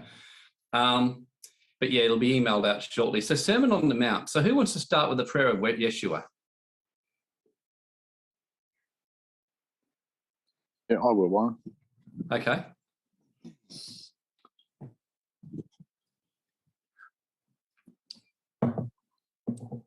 The prayer to our Father. Yep. O thou from whom the breath of life comes, who fills all realms of sound, light and vibration, may your light be experienced in my utmost holiest. Your heavenly domain approaches. Let your will come true in the universe, all that vibrates, just as on earth, that is material and dense. Give us wisdom, understanding, assistance for our daily need. Detach the fetters of faults that bind us, our karma, like we let go of the guilt of others. Let us not be lost in superficial things, materialism, common temptations, but let us be free from that, what keeps us off our true purpose. From you comes the all-working will, the lively strength to act, the song that beautifies all and renews itself from age to age. Sealed in trust, faith, and truth, I confirm with my entire being. Amen. Okay, so yeah, yesterday I shared on the wisdom of Christ and those who came to Jesus, the badass. I have to admit, I was just saying to Grace this and James and Eddie this morning separately that it's actually put a even deeper hunger in me even before. And it's funny, it's when you do something you realize that you just about love doing more than anything else. And I realize how as soon as I teach about Christ, I become alive. It's like there's this, and it's yearning and this hunger, and I felt this almost sorrow ever since, this divine sorrow, yearning for even deeper connection with Christ and with all that is. So in fact, I was thinking, gosh, I almost want to put on my part 2 during the week rather than wait till Saturday. I enjoyed it so much. So I'm going to keep teaching in that vein today. Before we start, I did an Ching reading on the group, which is the most ancient, most accurate oracle. I love the Ching. I find it's like 10 times more accurate than the tarot and much better. So, and it was used by Joseph Murphy. Many of the, there's even signs in the Bible that they used something very similar to this called Urim and Thummim, which were 2 ancient crystals that were used as oracles to consult the divine will. So I looked at this for the group today, and quite interesting what it came up with. Hexagram. So what I do is you can toss coins, or I do an online program, and you ask a question with intention. I do this on all kinds of stuff, and it's so accurate, it's freaky. So 36 and 56. So what I did was I then went straight to the, so basically what's interesting is 36 means hiding your brightness or clouded perception, is what that actually means. Now, I find the interpretation on this one isn't as good as the James de Corn one, which uses all of the world's greatest Ching translators. So I always go to these ones. So the main message is, in adversity, it furthers one to be persevering.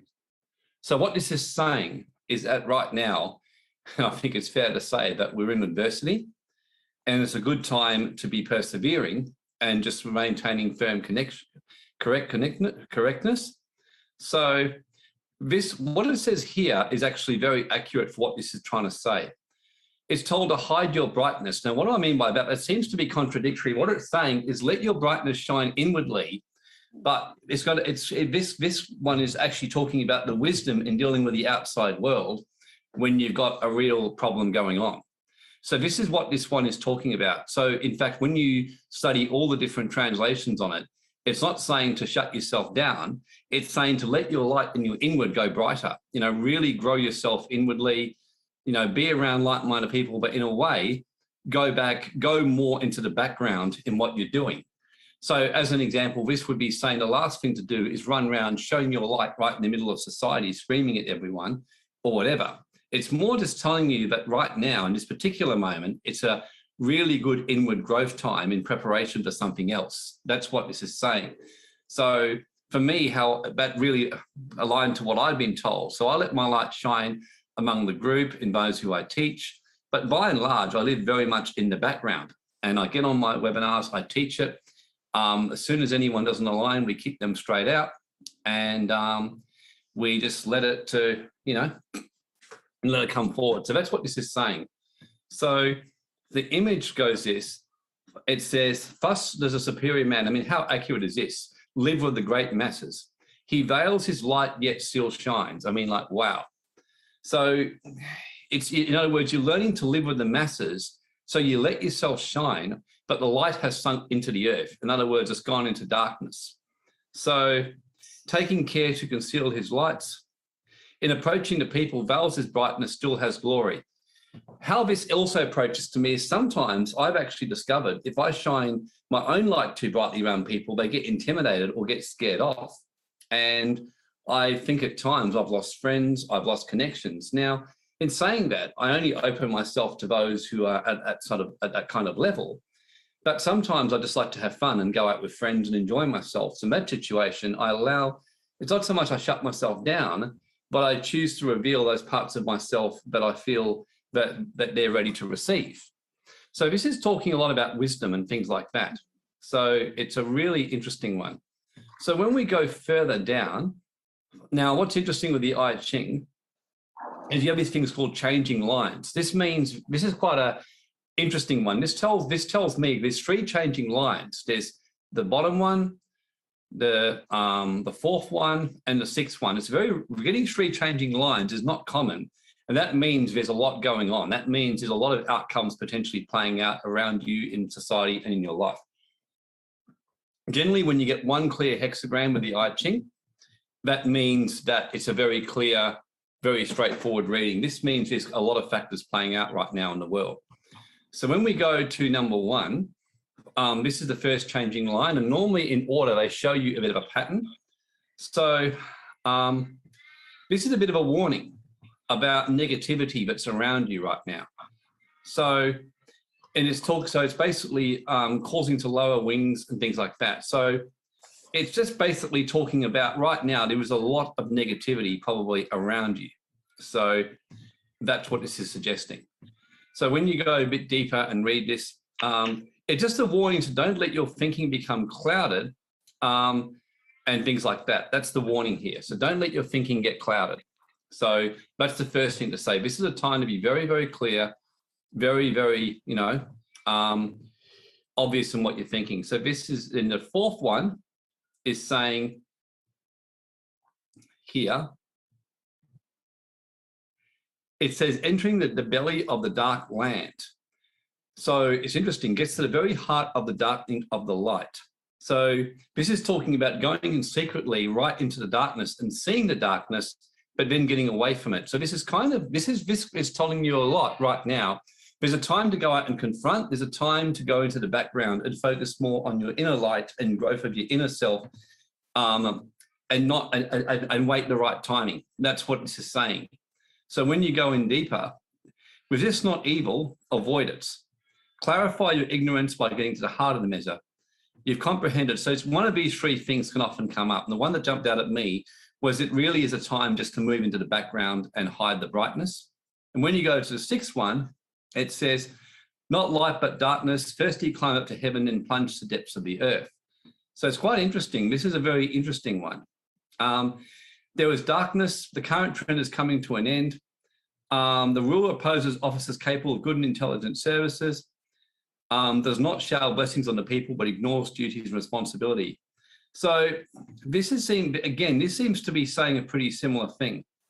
There's a bit of negative stuff going on, but in saying that, when you understand how the I Ching, and I've done a lot of this now, it's actually more positive than it first sounds, because what it's saying is that right now we're at a fairly major height of the darkness, but it also means that generally it's like when you hit the bottom of the market, when the market is collapsing and people think it's all over. Generally, the market will turn and come back up again. And the smart, wealthy people will always be buying when the markets are at the bottom. And whereas when the markets are at the top, they're selling off. So in a way, this is saying we're reaching a fairly low point at the moment, but it's talking about, Holly says the only way is up. Yeah, so it's talking about expect things to kind of stay, don't have any problem staying in the background right now and growing your inner light. But just say that things are kind of settling down a little bit now. That's how I would read this. So it's a time just to stay in the background and let the darkness play out, and yeah, go inward with my light. I got that message very strongly quite a number of months ago, and to do that. So this is actually a really wise oracle. The secondary hexagram that comes from this, which just means it's a little bit of what's called a clarifying hexagram. This means success through doing small things. This is really good. So what this is saying is this, so in summary, going into the background, inner light, taking small steps and getting things done in the background that people aren't actually seeing. So it's like wandering journeys, living in exile, mingling with others as a stranger whose identity comes from a distant center. So in other words, a bit like we're doing today, we're mingling with each other in a distant land. Many of us, we're all living in different places, and we're kind of all on the same path, but living in exile by and large, while the world is going through whatever it's deciding to go through in the middle of this darkness. So in a way, I think everyone here would get a sense of being in exile right now. You've been kind of forced to say, well, we've got to stay in the background, because right now, if you're in a workplace, for example, just about everyone wants to shove a needle up you, or do whatever else they want to do. So this is a really good one. So it's saying not jumping to conclusions. And this one here is don't jump to conclusions. Causes wisdom in punishment and doesn't permit prolonged litigation. Cautious in imposing penalties. So this is a really good oracle. It's basically saying, again, don't jump to conclusions too quick. So just kind of play out your own journey, be with that, and let things work themselves out. And as time goes on, you will see who's walking in the darkness and who's not, because many of who you're seeing right now, who are treated to be dark and doing stuff like that, will actually turn out in the end to be okay. A bit like in Lord of the Rings, if you've seen that movie, where certain people who look like they were problematic ended up being okay in the end, and they just gone off, they just lost their way for a little bit. So there's going to be politicians and people who really, by and large, are okay and have just lost their way right now. So that's hopefully. So anyway, does that at least speak to anyone? Does that kind of give anyone any insight, and they think, wow, this is pretty accurate right now, or at least gives you some clarity on some stuff? Sheldon, yeah. No, I mean, I love the I Ching. I find it is so accurate. It's crazy. So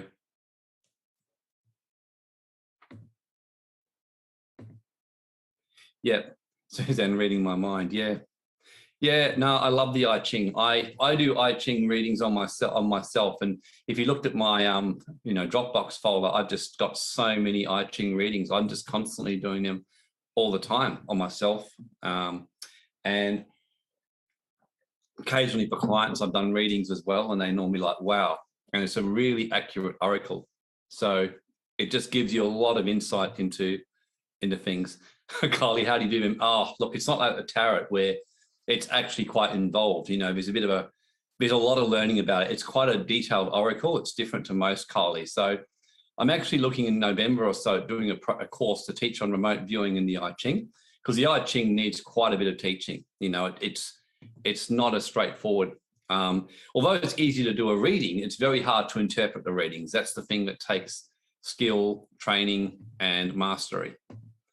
So, okay. So anyway, just some revision. As you all know, in recent weeks, we've been having William speak, we've had Grace speak, we've had myself speaking. And by and large, from this month onwards, we've all agreed to really be focusing on a balanced diet and getting different people speaking to bring them through their different wisdom and their different energy, you know. So that's what we're really focusing on at the moment. So we've spoken on auric clearing and that a few weeks ago. I spoke on spiritual warfare. Grace did a part 2 on the spiritual warfare last week. And today, what I'm going to be doing is continuing a series I started back in late August about the mysteries and the higher wisdom of Christ from the Sermon on the Mount, which honestly is some of the best teachings you'll ever hear about how to live life and how to actually, especially in times like this. So I'm just going to read this out. This is the parts of the Mount. We've already discussed these first 6 verses we've already taught on, and you can always go back on the City Awakening membership site and see the previous teachings if you would like. So, blessed are the poor in spirit, for theirs is the kingdom of heaven. And notice the words poor in spirit, not financially poor, but the poor in spirit. You can be very rich, but in spirit you're poor. You're not attached to anything. You've given it all up for the sake of the work. By contrast, you can have no money and be greedy and very attached. Blessed are they that mourn, for they shall be comforted. And as we shared from what Yogananda taught, mourning is talking about that deep inner mourning where you're seeking that yearning for that connection with the divine. You know, this is not saying you're mourning because you're going through an emotional spack attack, you know, because, someone broke up with you and you're all beside yourself and you're carrying on. I mean, and all that kind of stuff. And yeah, there's always still some comfort, but this is specifically talking about those who are craving that deep mourning for that inward connection to come back home to God, for they shall be comforted. Blessed are the meek, the humble, for they shall inherit the earth. Because one of the universal laws that De Martini teaches, Christ, they all teach, is that the humble shall be exalted and the exalted shall be humbled. So we're seeing that even now, certain ones of the exalted in society get humbled, like Prince Andrew and others, but the humbled get exalted. Those, Tanya's back attack, yeah, I know. So yeah, the meek shall inherit the earth, the humble. And the humble doesn't mean walking around wearing dirty clothes and all that. You can be quite well dressed, like Jesus was very well dressed. He actually, for those who are doing the truth about Jesus, I'll be teaching that Jesus wore the best clothes. He certainly didn't walk around looking like a pauper, like some people think. He actually dressed very, very well, and he ate very good food. And when he chose to eat, and stayed at the best at the places of the rich. So the meek are those who are meek in spirit, meek in heart, and who really, really let go of their attachments. Blessed are they which hunger and thirst after righteousness, for they shall be filled. Blessed are the merciful, for they shall obtain mercy. So that's like the law of karma, as Yogananda says. Those who show mercy to others will get mercy back. Who kindness, and merciful means to show kindness often where it's not deserved. Whereas somebody who's harsh and unfair will reap back the same. Blessed are they which do hunger and thirst after righteousness, and that's talking about those who are hungering to walk that deeper path, to walk that truth. Those who are hungering and thirsting to really clean up their soul, clean up their lives, and live that kind of higher life, for they shall get everything they're searching for. Blessed are the pure in heart, for they shall see God. And that was the one we spoke on last time I was teaching this series, for they shall see God. And that's not just talk, and that's talking about seeing God and seeing from the third eye, seeing from the spirit perspective. It's like you see God. I've noticed the more I purified my heart, the more I see God, the more I soften it, the more I let go of unforgiveness and I dissolve those energies, the more I step into love and kindness while stepping as well into viciousness at what I see in the heart of those that are basically not of the light, those which are against the truth, that kind of stuff. The pure in heart is talking about someone who's living their own truth in every way, shape, and form and living according to the higher law. So it's living your own truth in every possible way, almost conceivable. So that's the pure in heart, for they shall see God. So today we're going to be covering verses 9 to 12, and if we've got time, verses 13 to 16, depending on how time goes. So, blessed are the peacemakers, for they shall be called, the children of God. I love that one. Blessed are the peacemakers, for they shall be called the children of God. Blessed are they which are persecuted for righteousness' sake, for theirs is the kingdom of heaven. I mean, God, you can't but not love that one, can you? You know, blessed are those who are persecuted for righteousness' sake, for theirs is the kingdom of heaven. And that one really touches my heart, just the power of those words. Notice the words for righteousness' sake, which we'll talk about today. Blessed are you when men shall revile you and persecute you and say all manner of evil falsely against you for my sake. Rejoice and be exceedingly glad, for great is your reward in heaven, for so did they persecute the prophets which were before you. So on that note, let's get started. Who was here, by the way, when we were teaching on the mysteries before, the higher mysteries of the kingdom of heaven, back about 6 weeks ago? Who remembers when we started this series? Hopefully there's a few of you. Yeah, like I said, for those who weren't, who want to see the earlier ones, you will find them in the on the membership site. So, okay, great. So a few of you here. So you are the salt of the earth, but if the salt has lost its savor, where shall it be salted? It is now good for nothing other than be cast out and be trodden under the foot of men. You are the light of the world. A city that is set upon a hill cannot be hidden. Neither do men light a candle and put it under a bushel, but on a candlestick, and it gives light to all in the house. Let your light shine before men, that they may see your good works and glorify your Father which is in heaven. I mean, it's hard to not get moved when you hear these passages, just the power of the teaching of what it's saying. Who feels their own heart get moved when we go through that?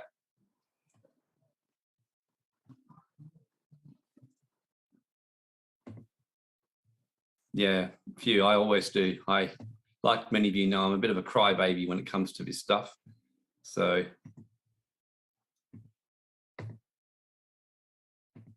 these are the different ones that we talked about here, as I mentioned. This is just a quick reflection.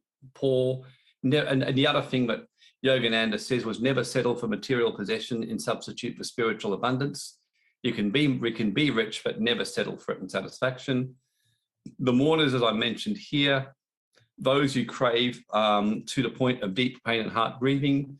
Yogananda says it's like an adorably naughty baby seeking connection with Christ. That's what he's saying. It's like the love just brings you, you know. So it's the meek inheriting the earth. It says pride is the fastest way, you know, to experience a fall, which I mentioned before. And it makes you think of do nothing and everything will be done for you. Number 6, the hungry shall be filled.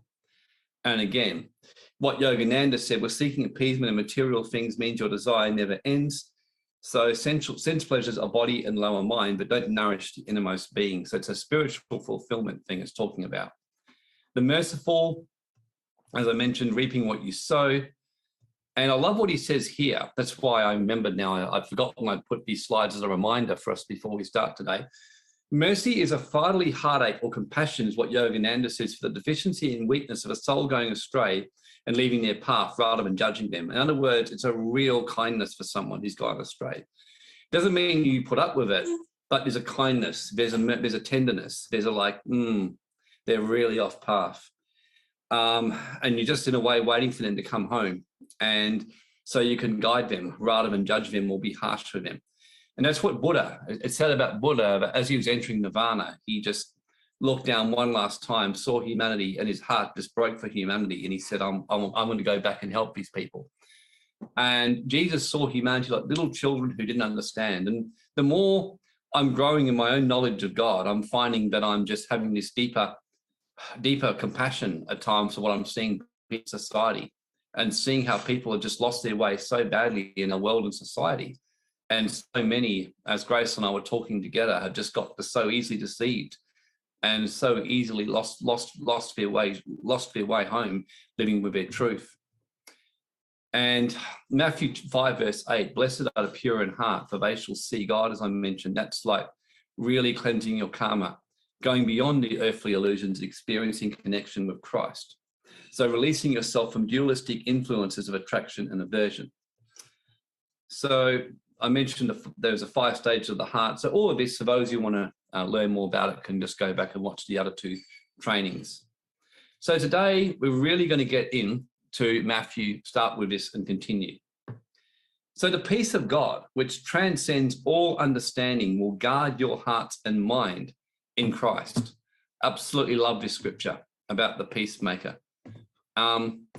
Philippians, I mean, Paul, it always fascinates me. There's so many people who go on, oh, Paul is this, and some of his teachings. And when I read Paul's, I find these days I don't read much of Paul's writings anymore, because I just start crying when I read them, because you can see how much he knew Christ. And I had one very fortunate encounter about 2.5 years ago, when I was really going through a period where for 6 months, every day and night, I was having beings manifest in front of me and around me and talking to me and guiding me. And I had the fortunate experience of actually meeting Paul and talking to him. And I just walked away, you know, just so touched and so soft. I mean, I thought his knowledge of Christ and how he'd ascended and completed his path on earth, and what he shared with me in that encounter was just so profound. So I feel a real connection with Paul. Love his teaching and humility of this man and what he taught. And what he says here, and keep in mind, a lot of his books, like Philippians, Colossians, Timothy, many of his books were books, like Philippians is one of the last books he wrote before he got martyred. So Paul was eventually martyred for his faith. And he basically, this is one of his last books that he wrote. And so some of the wisdom of this book of Philippians is quite extraordinary. But he says, let your moderation be known. In other words, that means moderation is the word balanced. Be anxious for nothing, but in everything by prayer and petition, let your requests be made known to God. And here's the one, the peace of God, which surpasses all understanding, shall guard. The word keep actually is the Greek word guard, your hearts and mind through Christ Jesus. So in other words, it's like you get put in a cocoon. It's like you just get this like beautiful, beautiful like energy wrap all around you, like a bird, or like a beautiful orb energy just wraps around you and guards your heart and minds. And so even though you see the storm, you see the tornadoes around you in society, you just feel like you're in this cocoon. You feel like you're just like a baby, protected, just like in mother's arms, just watching what's going on around you. And this is why he says, when you stay in that daily connection with God, with Christ, with Source, and you let your requests be made known, and you are anxious for nothing.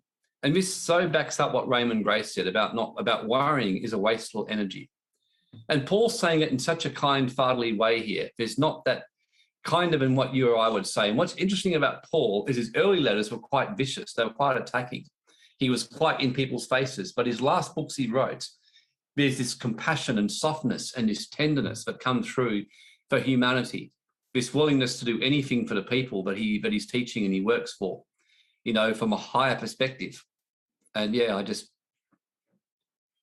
I find when I read his stuff, I can feel his heart, and you can see how he absolutely loved the people so much. And you even read in one of the books, he said he would be willing to die and take everyone's karma if that's what it took to save the planet. And you could feel that he meant it. And I thought he's a far better man than I, because there's no way I'd take everyone's karma and, you know, die for them. So he says, and the peace of God, which passes all understanding, shall keep your hearts and minds. And then his final words here, he says, finally, whatever things are true, whatever things are honest, whatever things are just, whatever things are pure, whatever things are lovely, whatever things are of good report, and I think that's a really good one right now for reading all the negativity on social media, whatever things are of good report, good news, stuff that builds you up, that builds up the people around you. If there be any virtue and if there be any praise, think. And the actual word think comes from the word meditate. And the word meditate in the Hebrew and the Greek meant to mutter, to sit quietly, to like absorb, almost like to feed, but gently feed from the soul. Just feel the energy coming into you, just to mutter, just to ponder. I don't know if any of you have done that. Like you just go to the beach, your mind goes not blank, but just goes still. You're thinking, but it's not racing. You're just feeling, you're just like absorbing, you're just often murmuring in yourself, and you're just feeling. And that's what he's saying. So you think of these things. Think of the things that bring a good report. And that's why that's why right now, a lot of my thoughts, I'm just seeing what's coming in the earth, the golden age, thinking about Christ. And the more I do it, the more I feel like I'm in this divine heavenly cocoon where I'm just like untouchable in this deep, deep place. So there's some great wisdom here. And so when we come back here, Paul says this, the peace of God transcends all understanding. So in other words, it goes beyond our mental understanding and what we can contemplate or even think is in any way remotely possible. And it really makes me think of the wonderful, wonderful words from the greatest man who ever walked the earth in terms of wisdom, pure wisdom. It was King Solomon, which whole movements are. He says, trust in the Lord with all your heart and don't lean on your own understanding. In other words, don't get caught up in your own intellect and trust it's going to get you through. And this is a very misleading interpretation because the correct words in the original Hebrew is make your ways and your way of living his ways. In other words, the Father's ways, the source's ways. Align your path, your life, your acts of service, the way you live your life in alignment with the divine. That's actually a more accurate interpretation. In other words, make your ways as God's ways, and then he will guide and direct your paths. There's a scripture that says in Psalm 103 that he made known his acts to Moses. He made known himself to Moses and his acts unto the children of Israel. So his ways and his acts his ways to Moses and his acts to the children of Israel. And the reason that is so powerful is because what it's saying is that he made known his ways to Moses. In other words, he revealed who he really was to Moses. He revealed the truth of who he was. He revealed himself in a very deep way to Moses, whereas he only revealed his acts to the children of Israel. In other words, most people can't handle knowing how God really ticks. They can't handle the higher wisdom of God. It's just too much for them.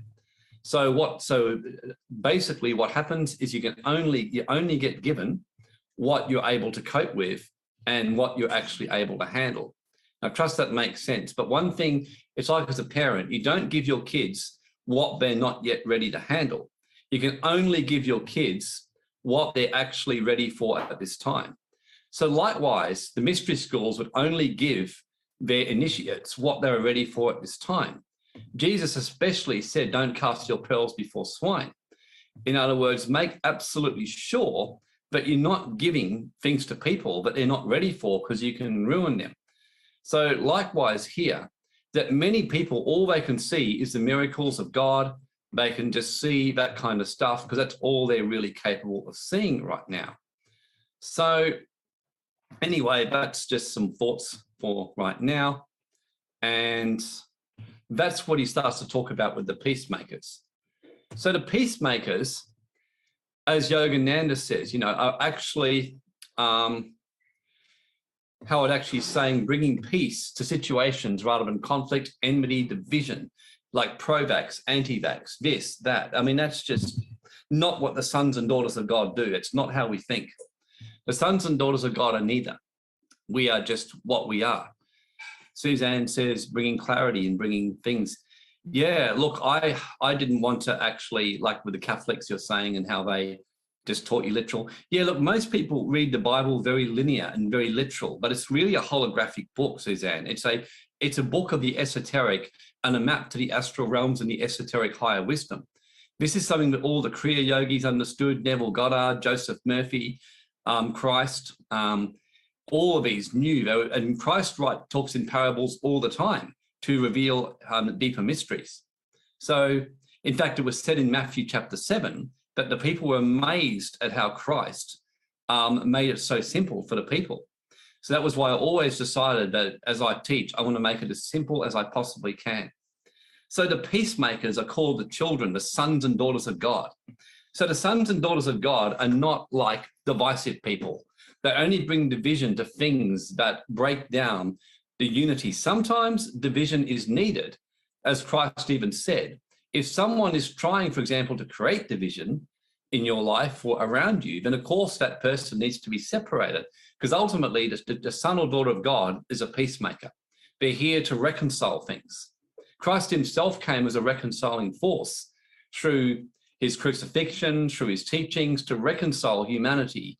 And Paul says this in one of his writings. He says to reconcile people basically through the cross and through his blood. And the way he explained it was how Christ came as a reconciling force and he fulfilled an ancient law where by an innocent victim going and allowing himself to be killed unfairly, he basically took on a lot of people's karma. And when you study the Kriya Yogi and the ancient mystery schools, karma has to be completely outworked to its full degree. There's no way around that. There's no like exceptions, like, well, we know you're a good person, so we're not going to let you go through that karma. Unfortunately, the law of karma is exact. And I taught this in our karmic clearing course, which I did a while ago, but the reason is very simple. It's because, could you imagine if the law of karma didn't exist, what would happen to the planet? It would destroy in very, very short period of time. People would just go do whatever they want, and the whole thing would pretty much get destroyed as we go so like negative, and then bang, something would come to destroy it. So hence the law of karma is exact. That is how these realms were set up, and it was set up for protection and things like that with what was going on. That is why ancient cultures all engage in sacrifice and things like that to basically bring that balancing out.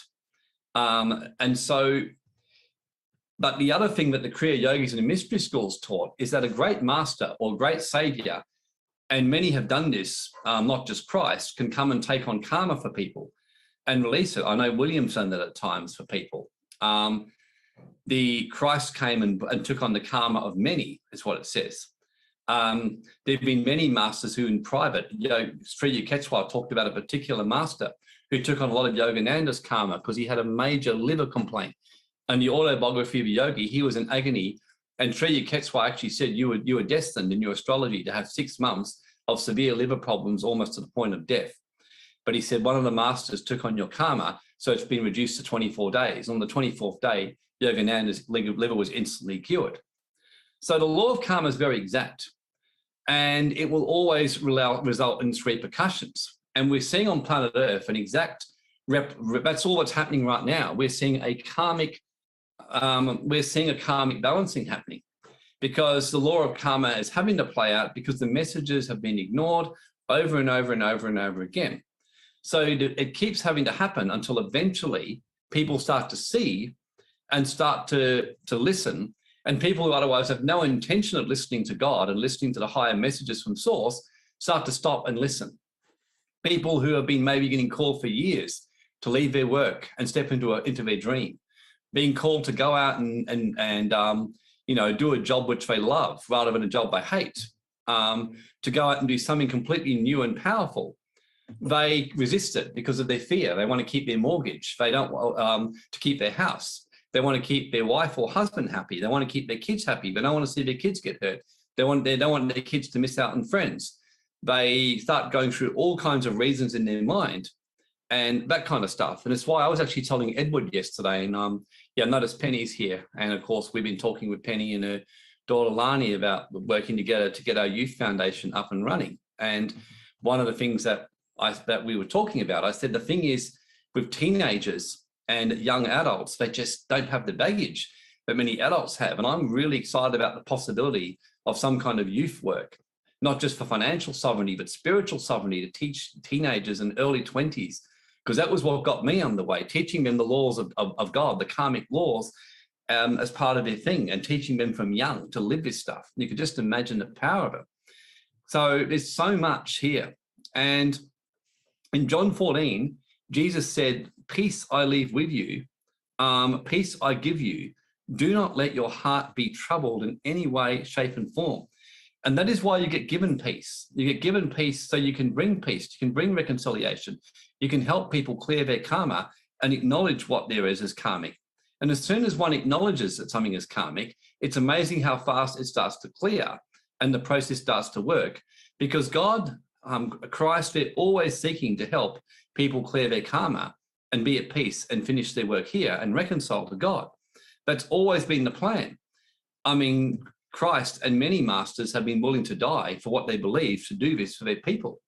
One of the most inspiring books you could read is in the Dark Ages. The story is called Fox's Book of the Martyrs.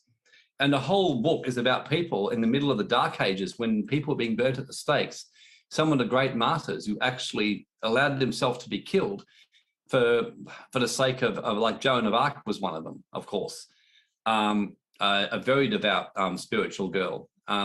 You've got Jan Hus, you've got Wycliffe, who was the first guy to bring in the Bible into English translation, breaking every single law, which said only priests could have it, and have it written in have the Bible written in basically in Latin, because they wanted to keep it from the people.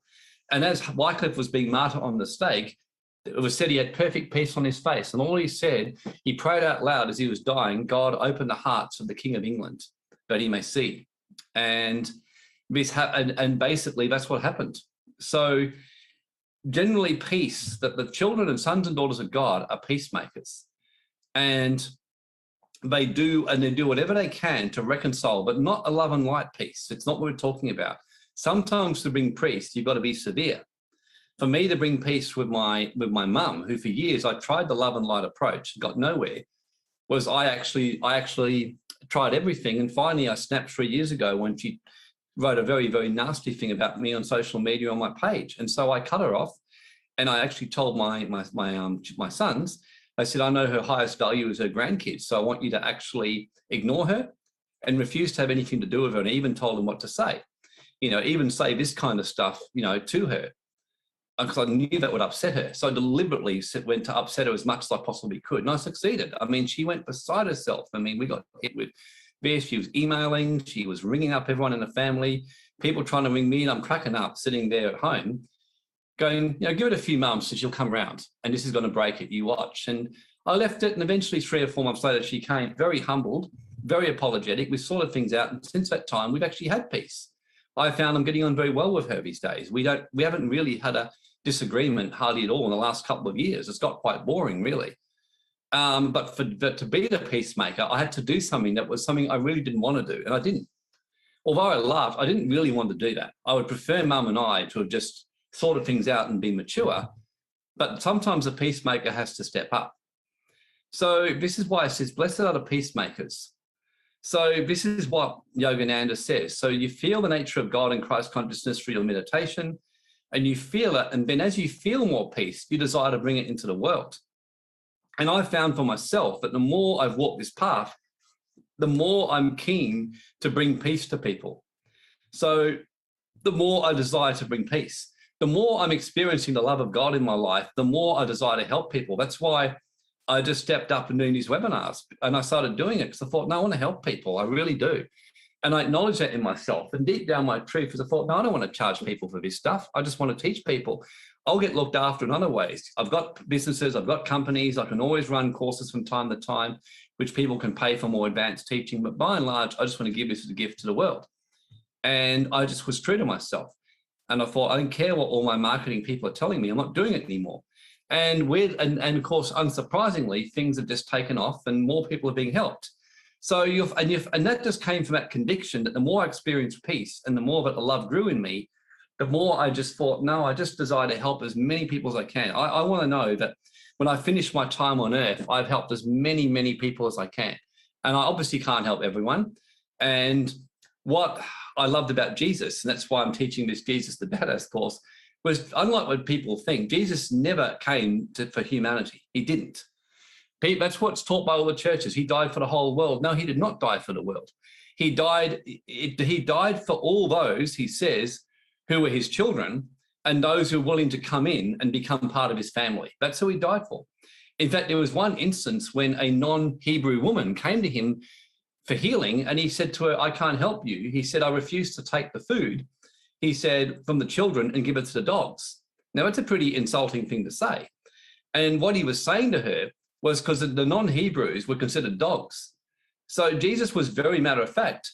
And the woman, rather than get all offended and hurt and say, you know, how dare you call me a dog? She said, well, she said, sir, she said, even the puppies under the table get to lick up the crumbs. And Jesus smiled at her and said, well done. He goes, I agree with you. Okay, go away. You've been healed. And she instantly healed, and she became part of the family of God and adopted in.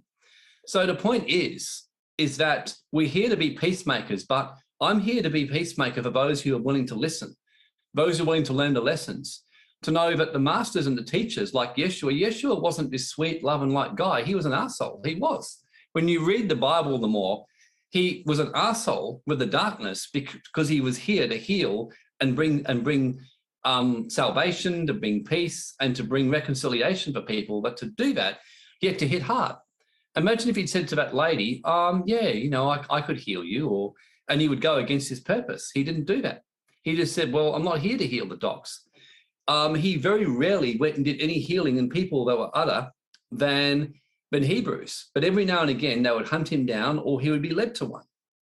And there was a story where Jesus went and there was like 1,000 people at a pool trying to get healed at the pool of Siloam. He only walked up to one guy and he prayed for him and he healed him and walked away, left all the rest there, still trying to strive in the pool. So isn't that interesting? So he saw who was ready. So he was a peacemaker, but he's a peacemaker who also moved with wisdom.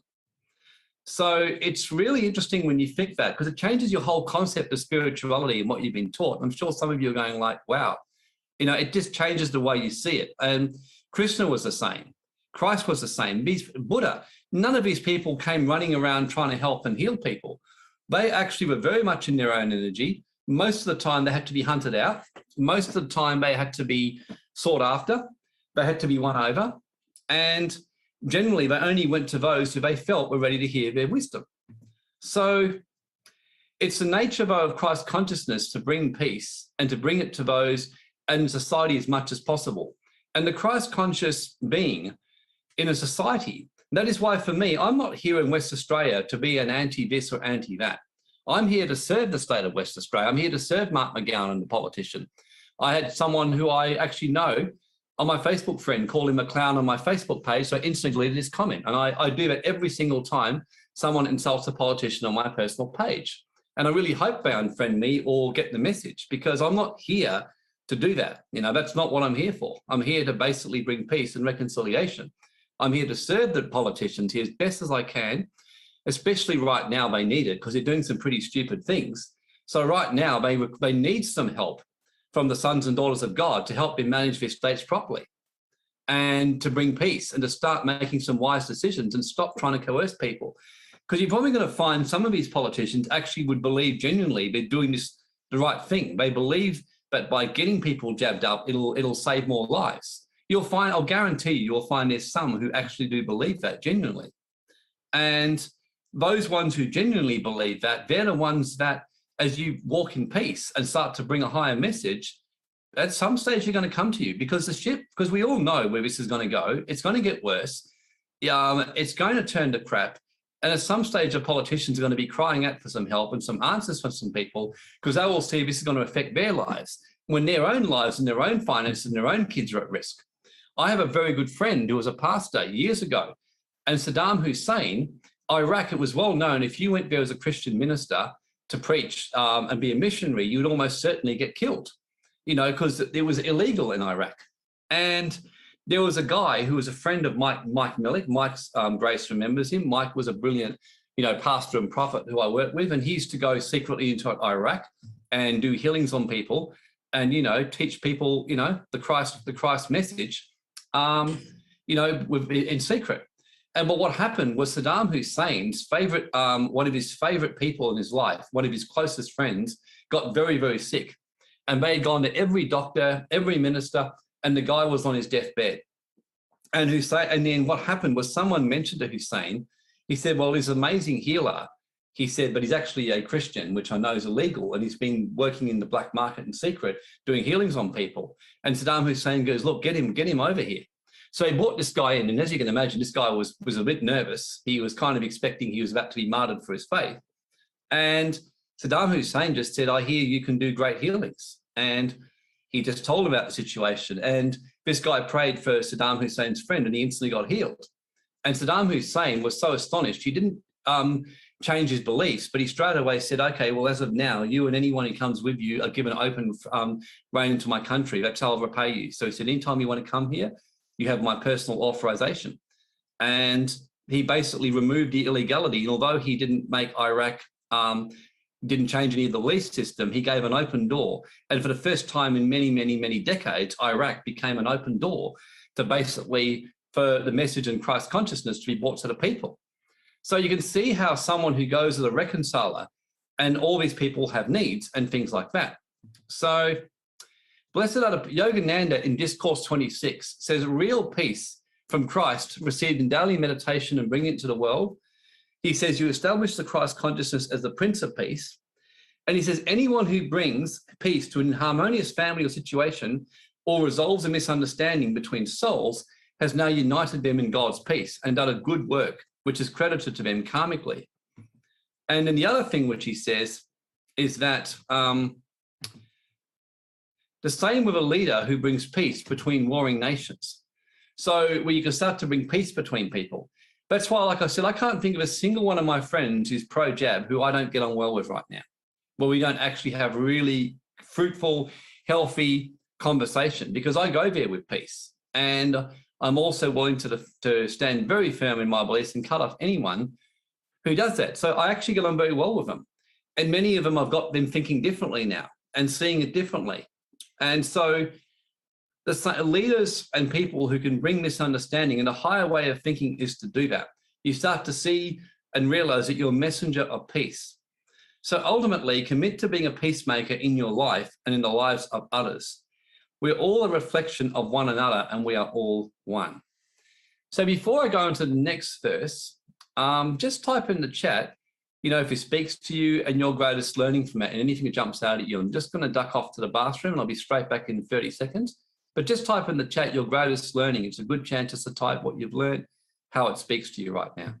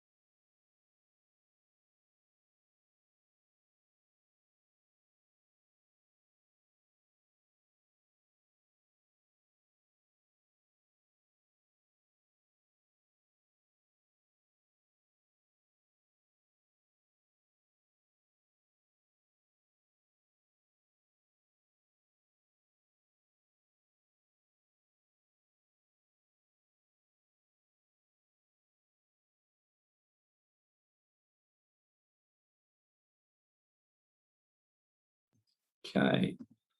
Only a few people say, okay, yep. So we're all a mirror of each other. What I do to you, I do to me. Sashi, the high positive impact of being a peacemaker. Jesus healed those ready for it. Yep, that's so good, isn't it, that one? Sheldon, I'm here to be a peacemaker for those who are willing to listen. Yep, connect on a divine Christ conscious levels of peacemaker and allowing possibilities to unfold. Suzanne, I don't go seeking those who need healing. Those who need will come to me. Yep, I love that. Kylie, I've been judgmental of government officials. They've been controlled like I was before I woke up. They also have entities controlling and sucking the life from him like I did. That's actually really profound, Kylie. That's such a wise thing to say, because it's true. They're just being controlled, and they're in a worse situation than you and I are, because they've got more to lose. So they're actually in a really difficult situation, these people. You know, most of them don't realize how bad it is until they actually get there, and then they realize. And they've got stuff on them which they're threatened with being exposed. Sharon, I like that Jesus wasn't the wimpy feminist image they portray. Yep, exactly. Sashi, don't cast pearls before swine. Some are not ready. Big just trying to absorb it. Yep. And Deb operating from a point of peace. Holly, the missionary to have gone to Saddam, he must have been standing in his righteousness and knowing his power. Yeah, that's for sure. You have to really know who you are. So apparently he actually was a friend of this guy, Mike, who I know, and Mike said, yeah, he was pretty nervous when he was going in there, even though the guy came and assured him that, you know, it was friendly and all that. So, yeah, we just don't know what's going to happen. In fact, in the Bible, in Daniel, it talks about Nebuchadnezzar, who was the most brutal tyrant, one of the most brutal tyrants in history, who Daniel became a peacemaker to him, and he actually ended up becoming a follower of Christ and the higher teachings because of Daniel's wisdom. So here's the biggie one now. Persecuted for the sake of righteousness. So this is a really good one and be very relevant for many right now. Blessed are they who are persecuted for righteousness' sake, for theirs is the kingdom of heaven. So this is all about, I actually find now that the more I've understood, I used to find this one, I knew it was right, but I found it hard to grasp until I learned about DeMartini's and the law of balance. And I suddenly thought, whenever I'm being persecuted, there's a balancing happening of some kind. So that's what I realized about the persecution. It's a state of balancing you and helping you to balance out. So the truth is, as Raymond Grace said, there's no need for us to suffer at all or be persecuted. But so when we are, though, it means there's something in our life that's out of balance. And sometimes the great masters chose to take on, like I said, karma for a society and be persecuted for the sake of doing what was right. Some of us in past lives have actually chosen to be cowards and run away. So in this lifetime, I'm being chosen to not do that. So this is about standing in your truth, as Yogananda says, and being willing to be mocked and ridiculed by families, friends, energies, anything like that, and society as a whole, for doing what you know is right by your own truth and moral law, rather than bow to those influenced by wrong customs, harmful habits, or moral delinquencies. So this is what it's saying here: by doing what's right by your own truth and by the higher truth, rather than being influenced. One scripture in the Bible that I've never, ever, ever seen taught in any church anywhere, which blows my mind because it's so, so powerful, is Paul's teaching in Romans 14, where Paul talks about living your own truth. He writes a whole section on living your own truth. So to accept those who are weak in the faith. And what he says is that those who are weak in the faith are those who put things on other people, are generally what he calls weaker in the faith. And a very good example is what he says down here. And this is a common one that I'm seeing right now in society right now. So he says, he talks about all about meat and eating meat and things like that, or eating vegetables and herbs. So he goes on here and says that here. So he talks about here, like one man esteems one day above another, another man esteems every day alike. In other words, for one person, like a Seventh-day Adventist church, they believe that Saturday is a Sabbath day, and the Jewish people, that is what you must do. Other people esteem every day alike. And all he says is let everyone be persuaded in their own mind. So what he's saying is that those who judge you or try and impose their value on you are by and large of weaker faith. Now, it's fair to say many of the politicians are at this level right now and societies. So he says the same thing about eating someone. So in verse 2, he says, one believes he can eat anything he wants. Another who is weak eats herbs. Now, what's so interesting, because when you actually read the teachings of the Kriya, they teach this. Yeketswa, in one of his teachings to Yogananda, said, for some who believe they can only eat herbs and eat vegetables and that's all they should be eating, well, if that's what you believe and that's true to yourself, then it's important to do that. But he also mentions that one at a higher level of faith believes they can eat whatever they want. They may choose to eat only certain things, but they could eat what they actually want. They want to eat meat, they want to have whatever. So that's not saying that anyone is basically lower. It's why you're doing it. I choose to eat very healthy, very organic, very simple food by my own choice because I prefer eating those foods, as an example. Whereas someone at a lower level of faith or weakness will then believe that and impose that upon other people. And I have friends who openly will say to you, how could you possibly eat meat? That's just, doing this or doing whatever. So this teaching is, again, talking about the level of faith means living by your own truth. And he says this here very clearly. But everyone has to give an account of their lives. Let no one judge anyone anymore.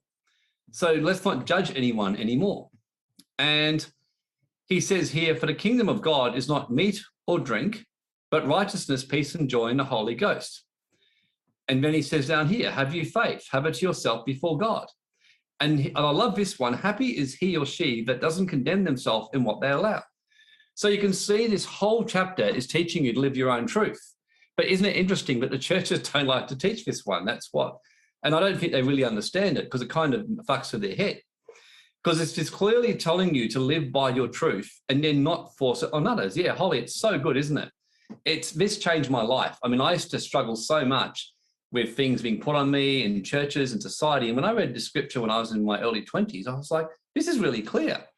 And when I would go and try and explain it to people, they'd say, oh, no, it doesn't quite mean that, And so, Holly, I've seen that in myself. Yeah, we start to do that very quickly. Whereas I have friends who are totally vegan. I have friends who are vegetarian. I have friends who only believe that Saturday is the true Sabbath day. I have friends who only believe that Sunday is a true Sabbath day. And all of them, it says I accept them and I embrace their beliefs. Doesn't mean that Catholic doesn't fit the Catholic guilt agenda exactly. So the main thing he warns you, though, is that he that doubts is damned if he eats, because he that eats not of faith is sin. So in other words, if you're doing something, like let's say you believe, for example, it's wrong to eat meat, and you then go and eat meat, you're condemning yourself. That's what he's saying here. You condemn yourself. And it's not a karmic thing. You will create yourself what's called your own karma on yourself. So that's not a karma of its universal laws put upon you. By contrast, if you don't have any problem and eat whatever you want, and a good example like that is, sex outside marriage. If you absolutely believe you shouldn't do that, and when you do it, you're going to be condemned by your own belief system. So this is what he's very clear about. So living by your higher truth. And so many people are not living by their own inner truth, but guess what happens? The universe, society, starts to balance them out with persecution. So persecution starts coming, in other words, forces that are opposing to that to wake them up. So you can see in society right now, and I think in the cities of Australia, how much lies, in the city of US, lies the people that we're living in as a culture. I mean, that situation even yet a couple of days ago, that girl I kicked out of the group, when I read her email, I just shook my head. It was just absolutely full of bullshit. Like you could see she just made up a whole story about the truth of the situation and things like that, So it's all understanding that your doubt is damned if you eat, because I eat not of faith, for whatever is not of faith is sin. So that's what it basically says here very clearly. So it is good neither to eat flesh, nor to drink wine, nor anything where your brother stumbles, or is offended, or is actually made weak. So this is a really powerful one here. And like you said, I'm sure for many of you, this is mind-blowing, and you've probably never seen anything like that in spiritual teaching. And I remember, like I said, I've never seen a church teach on that ever. So ever, anywhere in my life. So Yogananda says, pursuing what is right in the highest sense, rather than temporary sensual indulgences or receiving approval of society or others who are on the wrong path, brings great reward. So they will reap their own karmic reward, by not following their own truths and by what is morally right. So this one is about being persecuted for doing what's right. So as an example, if you live in your own truth that you don't believe in getting jabbed and you're getting persecuted in your workplace, and provided you're not trying to impose your stuff on others and you're getting a hard time, it says, blessed are you who are persecuted for doing the right thing by yourself, by your higher truth, for yours is the kingdom of heaven. And for some of you, some people, this is how I see it from a higher perspective, and I wouldn't say this on webinars other than a webinar teaching people like you, seeking a higher wisdom. Many people being coerced in their work right now are people who have more than likely than not spent their life coercing others in various forms, their partners, their people, coercing themselves into things, forcing themselves to do things they don't want to do, forcing themselves to say things they don't want to say, living a lie, trying to keep their people happy, trying not to hurt their partner's feelings, and they're coercing themselves all the time against themselves.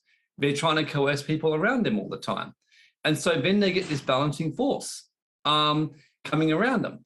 And so someone who's coming from the highest perspective, though, who starts living by their truth, they just see this as the balancing act. And they realize that they're blessed for this happening. And when you realize the blessedness and the lesson, it quickly dissolves and the energy comes to an end. So the point is that you start to realize that when people disagree with what I'm doing and what I'm seeing in society, well, as I say, I'm blessed when people give me a hard time. I really see it that way. When I'm doing what's right by myself and by my higher truth and by what I'm doing. So I know there's people who speak about me and say stuff about me, and a lot of people who probably don't like me right now for what I'm doing, and things like that. But when I'm doing it for righteousness' sake, for doing what's right and doing what I know is right by my own truth, and that's the most important, and this is where people get it wrong. They start thinking for righteousness' sake, oh yes, well, I'm such a good person and I go to church and I do this, so I do whatever. No, this is by living your own truth, and you really are persecuted for living it, like really for doing it. Like you step into a business because you know that's your heart, and your friends, your family, the people around you start saying, who are you? How do you, why are you doing this? You should stay in your job, it's secure. Your partner with you saying, no, you're hurting the family's finances, but you stick by your truth and don't budge. Penny's saying this is profound. Yeah, isn't it profound? Like when I worked all this out, I was like, oh my God, it changed my life forever. So it's great that some of you are getting this. I can feel it because this changed my life. I used to be, because I feel things deeply and I'm passionate and I'm sensitive and volatile, I would get angry, I would get hurt, I would get worked up, I would do all kinds of stuff. And once I learned the truth of this, I was like, oh my God, changed my life, like forever. So you start to realize that. So provided you're living by your truth and really by your truth and know that it's right by you, it doesn't matter what people think. And you actually said you're blessed when they're persecuting you, and theirs is the kingdom of heaven. In other words, you hit that point of balance and that point of peace where you can live in the midst of the storm, no matter what. And yeah, many of the toughest lessons about self-authority, and this is the thing, like people just don't live in integrity themselves. And this is why we're experiencing what we're experiencing. So I still remember, in a quite funny story, my first actual encounter with Christ when I saw Christ, I mean, I've since seen him before, but was about 20-something years ago. I had a clear, vivid dream when I was on a path, when I was really in the underground movement. I was having a bit of an awakening. And in this dream, I was in society, and society was coming to an end. It's like time was collapsing and everything was ending. And I felt myself reach this point where things ended, where time ended. And I entered this kind of vortex or this room where it was just like everything was ended. There was no time, there was no space, there was no nothing. And the world, as I knew it, was over. It's like this eon had ended. And as I was in this dark kind of room, I saw Christ there, just me and him. And at the time, I was like, wow. And he just stared at me and didn't say anything to me. And I didn't say anything back. And finally, after a minute, I said something, and you'll all laugh when I say this, but this was the first thing and the only thing I thought to say to him. Because at the time, I was still trapped in a lot of those guilts and belief and right and wrong on a heavy level, like vegan or eating meat or whatever. I said, is it a sin to drink coffee? And that was actually my question I asked him. Is it a sin to drink coffee?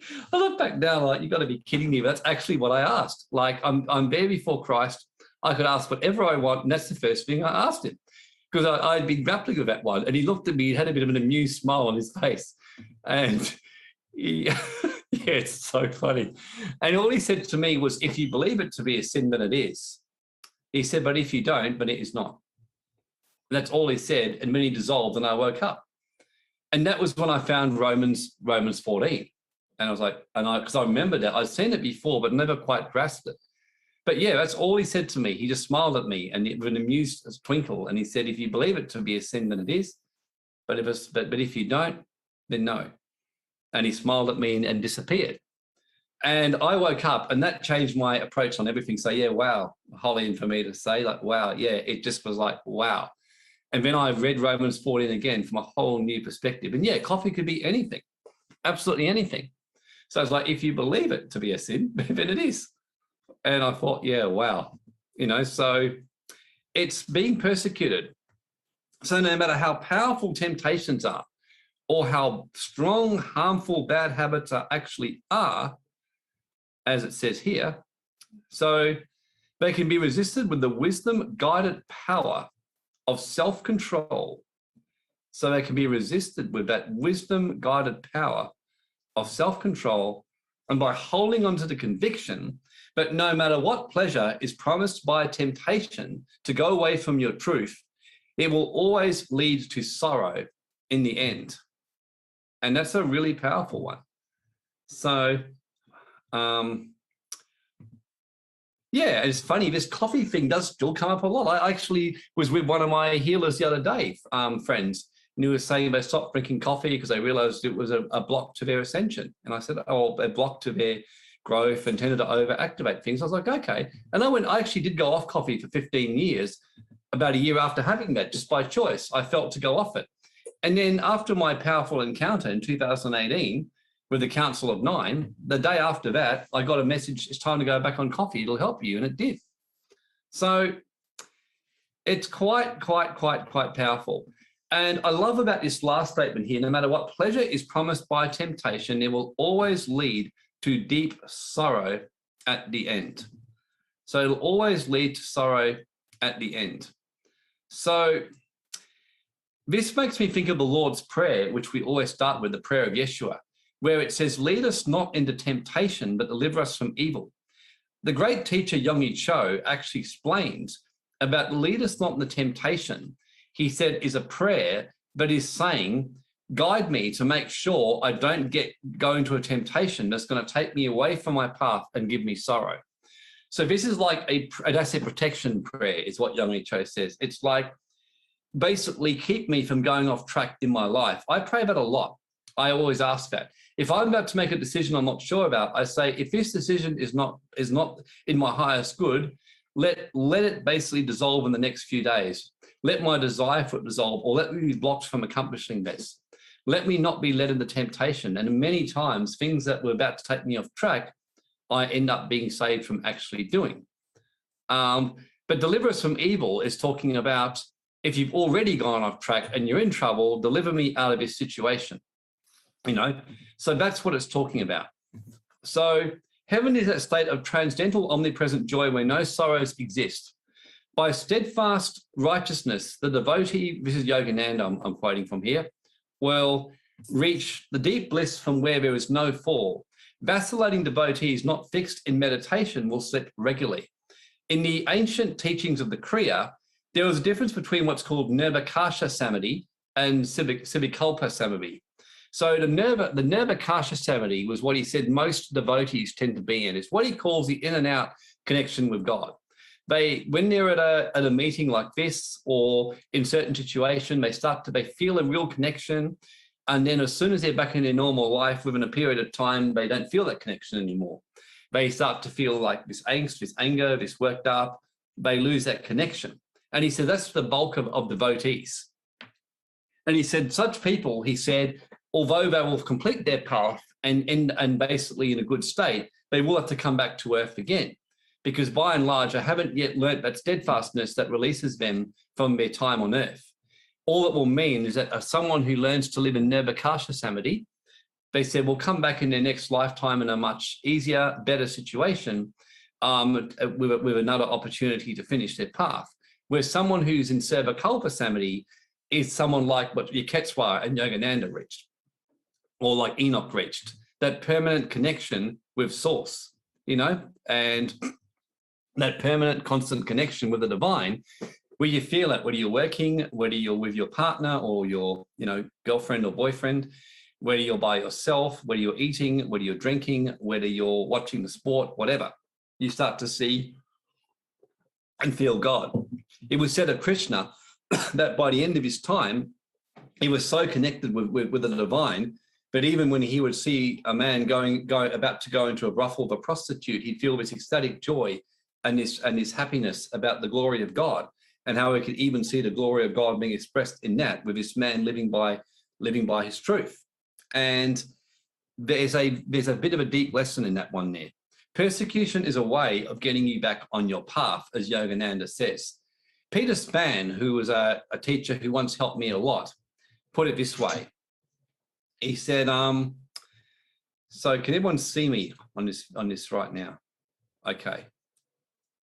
I'm presuming it can. Okay. It's not showing up. Okay, good. So imagine this is your perfect path, okay? So let's just say you're on your path, but then it starts to go off. So what happens and you keep getting a message to go back, you start to move, and then you go back off path. You get a message to move and you start to go back and go off. Eventually what happened? A persecution hits you. You get a sudden accident. You get a serious illness.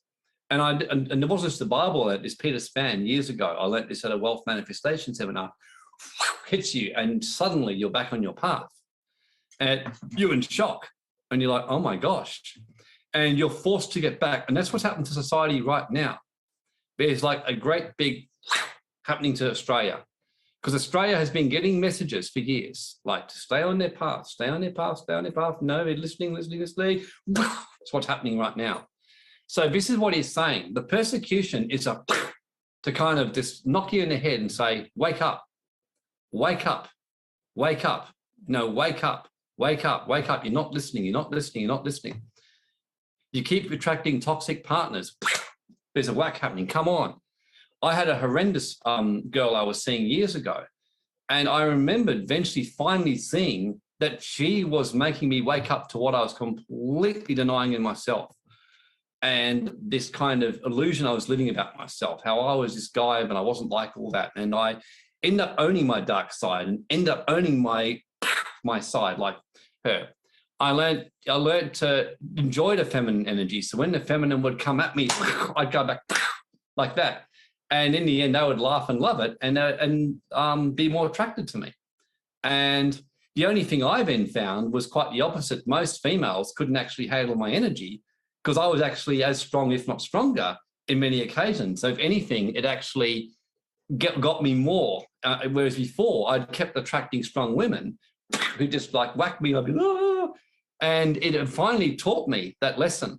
So I became very grateful to these women who'd come into my life and taught me this, to whack me, and get me on my track and get me being truthful to my path. So coming into my life and in a way revealing all my shadows to me, saying things to me, but deep down I believed about myself, but was not actually owning.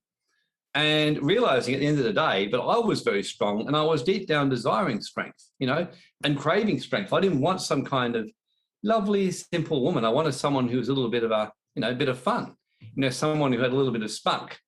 So that was one of the things I started to learn and about myself. So yeah, Peter Spann passed away soon after having the jab, about in May. So yeah, no, I know. So someone just said he died he died well after having the jab.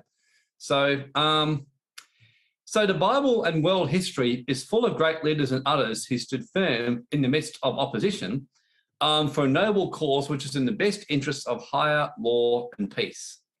So some examples that you see in the Bible are Shadrach, Meshach, and Abednego cast into the burning furnace for not bowing down to the system. Daniel's thrown in the lion's den for ignoring the king's command on state religion. where there was a new law passed that no one could worship their religion. They had to only do what was called state-aligned religion, a bit like what the churches are now experiencing today. In the Josephus history book, Josephus talks about how every single time that the church started to get caught up in the things of the world and getting caught up in the affairs of society, they get hit with persecution to wake them up. And this happened all through the first 300 years of the church after Christ. So Daniel was thrown in the lion's den for ignoring the king's command, but the king said, you cannot do any worship other than what the king gives. John the apostle was the only one of the 12 disciples who weren't martyred. All the rest were martyred for ignoring the Romans' command. Under the Roman Empire law, it was required, but you couldn't worship any other god than Caesar unless you got a license from the state. And then provided you got a license from the state, that gave you permission to have a church. But to get the license, you had to acknowledge that Caesar was sovereign over your church, and that basically, and that ultimately Caesar was first with your church. And the early church leaders knew what they were signing and refused to sign their contracts. So most of them were getting chucked in lions' dens and everything. And that's why I was very careful setting up our City Awakening to put clauses in there that protected our sovereignty. And fortunately, they approved it and they agreed to it. So our church has got a very clear clause saying that we are sovereign over the affairs of the state. So when I first ran City Awakening with Grace, we didn't even have a state. We weren't even registered as a church. We were unregistered. And I got called once by the ATO about why we weren't registered. We talked about it, and I just said, well, because I said, very simple. I said, I'm tax exempt anyway under the authority of God. And I said, and basically we're first and foremost, we don't have to register with you. God's law is higher than your law. They had no idea what to deal with me. And in the end, they hung up and I hung up and we got on with life. But then a couple of years later, I came up with the idea of doing up a deed and putting in a special clause, and thought, let's see what happens. And they approved my deed. So I thought, awesome. Now I've got the best of both worlds. So this way I was able to learn to work with the system, but making sure I maintain my sovereignty with special clause included in my agreement. So in fact, if you read the City Awakening Trust Deed, it says that. It says that, we acknowledge and we honour the laws of the state, provided they don't interfere with God's laws. And if there's a conflict, then God's laws prevail. And I must admit, I was curious to see if they would approve my deed, and they did. So there you go. So Jesus was crucified. Fox's Book of the Martyrs, as I've mentioned. Who thinks that's pretty cool, by the way? getting a church approved where they actually accept it. That was quite fun, that. The Falun Gong monks and the Chinese church leaders who were tortured for their faith and teaching the truth. Some of you may have heard of these people. Martin Luther King and others involved in the civil rights law reformers movements are other good examples as well. And Gandhi, of course, who went to prison many, many times for his belief. Probably the one person right now in Australia with all this protest movements, and most of them I think are pretty stupid, but the one person I have a lot of time for is a lady called Monica Schmidt. I don't know if any of you, I'm sure some of you heard of her, but she was actually jailed and she was told they'd release her bail if she signed this agreement. And she refused to sign it because it basically said she agreed not to do certain things and give up sovereignty. And eventually they gave in and they released it. And I was very impressed with her. I thought that's actually someone who, lives what she believes, and really lives what she believes. And that was someone I had a lot of time for what she did with that. That was a good example of someone who, stood up for the people of Melbourne. And no doubt she's probably a follower of Christ. I got the feeling that she was. Generally, you find people who are that strong nearly always are. They have that faith within them. It makes them think, nope, if I'm getting, like Dr. Carrie Madej is another one. Don't know if any of you have heard of her, but Dr. Carrie Madej is a doctor who in America is speaking out very openly about the, vaccines and what they're really doing. And I heard her. I was listening to her. I never watched videos hardly ever, but I was watching her 15-minute video the other day because I usually watch anything she gives because she speaks from authority. She speaks from the scriptures. She talked about Daniel and she talked about the mark and openly comes out and reveals things as a doctor and has no fear for losing her license. She just does what she knows is right by her own truth and conviction. And I think that's an example. I have no doubt, but right now she's a blessed woman. Right now, blessed. are they who are persecuted for righteousness' sake, for theirs is the kingdom of heaven. And that's an example. There are two people right now I can think of who are good current examples in the world right now we're seeing, who are actually doing what's right. And you can see they're living their own truth. They're not coming from a point of view of angry, fearful people. By no doubt, they're probably very angry about things, but they're doing what they know to be right by their truth, and they're willing to pay the price to stand by their truth. So this is what this is talking about. And that's why many of these people were crucified. Many of these people were killed. All the disciples are martyred for their faith but John.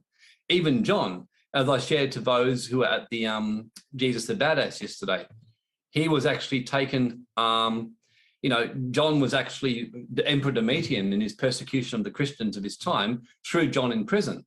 And then he took him out to boil him in oil. And John basically, when they put him in the oil, he just was smiling at Domitian. After 10 minutes, they pulled him out and there was no harm to him. And he freaked out Domitian, and he quickly went and he exiled him to Crete and to the Isle of Crete. And that's where he got revelation. And he basically continued on with his life after that. So that was an example of somebody who was persecuted but knew who he was. And so Holly says Augusto Zimmerman is standing by his truth at the risk of his reputation and career. Oh, yeah, no doubt, no doubt. He's the guy speaking on constitutional law and everything. So no doubt he gets some shit for that. Dr. Christian Northrup as well. Julie Wileyman. Yeah, look, I'm sure there's some people out there who are doing that, and they're willing to do that and put themselves. Joseph McCullough, he's another example, a great doctor who's lost his whole medical thing to do that. Yeah, Holly, a man of faith. I don't think I've ever seen anyone standing by what they know to be right who don't have a strong Christian Christ background. I spoke to a lady in America about 3 months ago on Zoom who was introduced by a client who absolutely extraordinary what she's doing, going into courts and arguing, and most of these people are idiots, but this lady wasn't an idiot. I was actually quite excited talking to her because she knew about Baal worship, she knew about Satanism, she knew about everything she's up against and about the power of Christ, and we were talking about the blood of Christ and everything and how she'd go in there and apply it, and they actually had no idea what to do with it. And I'm like, I like you. So blessed are they who are persecuted. And the final thing I'll go today is this one here. Blessed are you when men shall revile you and persecute you and shall say all manner against you of evil against you falsely for my sake. Rejoice and be glad, for great is your reward in heaven, for so did they persecute the prophets who were before you. So that is just magnificent. Magnificent scripture. So blessed when people revile you. And I'm sure Monica and Monica Schmidt and Carrie Madges would know what this one means right now, and persecute you and say everything evil about you as possible for my sake. Or Joseph McCullough, who was named on a list of 12 doctors that were considered the evil anti-doctors who had to be shut down. Rejoice and be glad, for great is your reward in heaven. And I could just imagine if these people could all see this way and rejoice in what's happening here and fight hard, but see it as an honor. See it as a war wound, as a scar, but as a wound of honor, which they're carrying for the sake of humanity and the sake for what is right. For great is your reward in heaven, for so persecuted they the prophets which were before you. And keep in mind, not everyone is going to be a Joseph McCullough or be a Monica Smith or be whatever else. For all of you, though, you could be getting this in your own way, when your family members, at your workplace, friends that you once had that you loved and you adored, and long-standing friends who now speak evil about you and they call you names. They call you this. They talk about you behind your back, and you know that. People who you once cared about now speak and say terrible things about you. Your people in your workplace might just see you as a complete and utter idiot, and you can feel that whenever you're around them at work. You can feel that when you're on social media, when you're with your Facebook friends.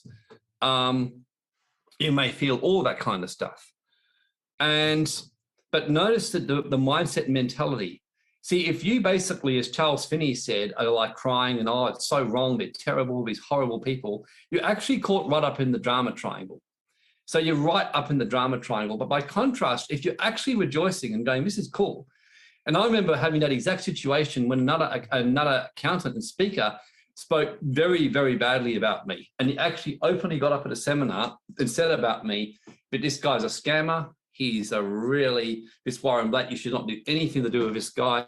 He's a financial scammer. He's going to rip you off. He teaches crap.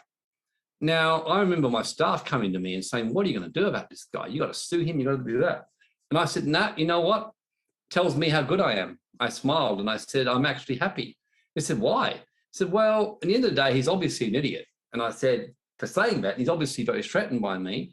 So I said, this is my instruction to you. They said, what do we say to clients telling us? Do we tell them how bad this guy is? He goes, no, do the opposite.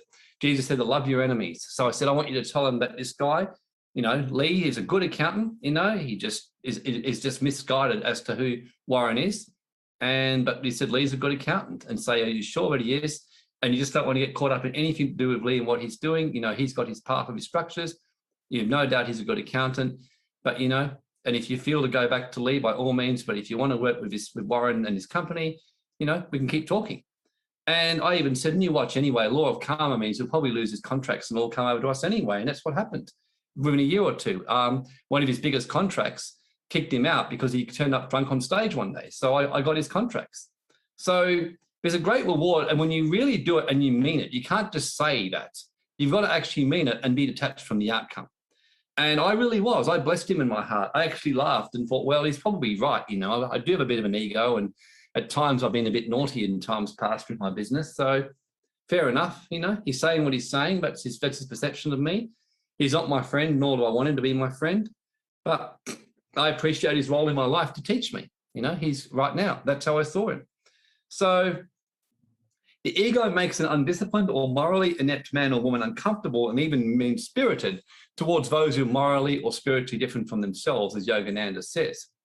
If in trying to live spiritually, you find material people around you don't understand and mock and revile you and refuse to fit in and pass the test of scorn cheerfully, you gain happiness and strength from knowing you are steadfast in your truth. So this is the key right now, and I think these words are so pertinent to right this moment in society. So you'll find many of your friends, your family, people in society, they won't understand what you're doing. They'll probably mock you, call you a tinfoil hat, whatever, call you unstable, call you autistic, call you psychopathic, whatever they want to call you. And that's where you just laugh. You pass it cheerfully, as Yogananda says, and have a bit of a laugh on your face. That's why I couldn't help but laugh when that lady sent the email. And we were just laughing about it, because she said some shocking things about me in that email, and I was just having a good laugh about it. But I will admit to you, probably 10 years ago, I couldn't have. Even 5 years ago, I would have, on that particular email, I would have been okay about it, but deep down, like, oh. Whereas now I just find it funny. I just have a bit of a laugh about it. So in alternative passage, Luke puts it even better when he quotes the same thing.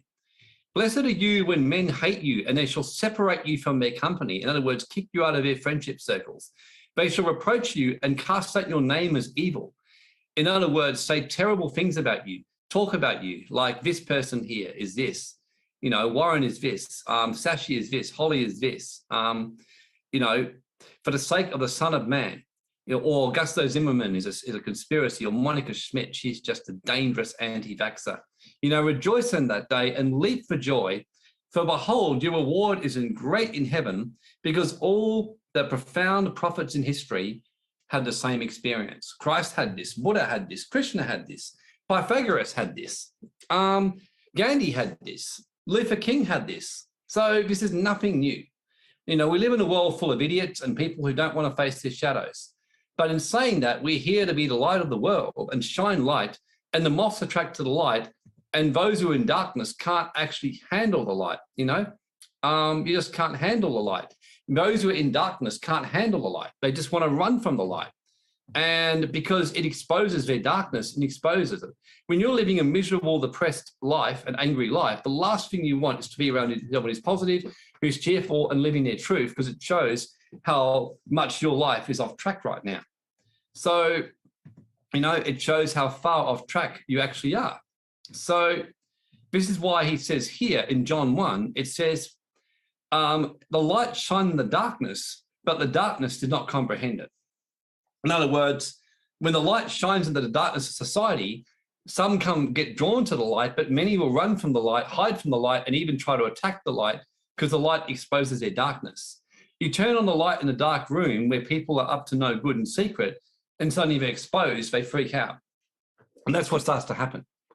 So, great little scripture there. So, being separated from their company is no great loss. Instead, the ostracism keeps them away from the bad influence of the company of misbehaving person. So you being kicked out from your friends on social media is a really good thing, and it's saving your ass from getting in a whole lot of trouble where otherwise you could really be corrupted in your beautiful walk, you know? So as Yogananda says, blessed are those whose name is denigrated for not cooperating with evil or worldly ways, for their name shall be engraved in the silently admiring heart, you know, of God, you know, the Father. So you do that. So Bhagavad Gita, the Hindu book, says those who can receive blame and praise or adoration, insult, the same non-attachment, tranquil before friend and foe alike, who's easy, contented, of calm disposition. I mean, how beautiful is that? So the ultimate in spiritual enlightenment, and as Paul says, is that you receive both equally. So people are saying, oh, you're just the greatest I've ever seen. You changed my life. You're going, thank you. You're not elated thinking, oh, God, that's so good. Yeah, man, I'm really pretty good these days. And equally, though, when someone's saying, oh, you're just a fucking little piece of shit and, you know, or you're such a conspiracy and you're such an arsehole and you're so uncaring and, you know, I know what you get up to. You go, okay, that's pretty cool as well.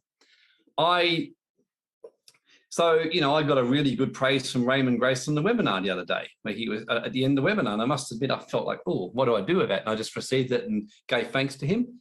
And I think within the next day, I had someone giving me a big insult, you know, so the two, they go hand in hand.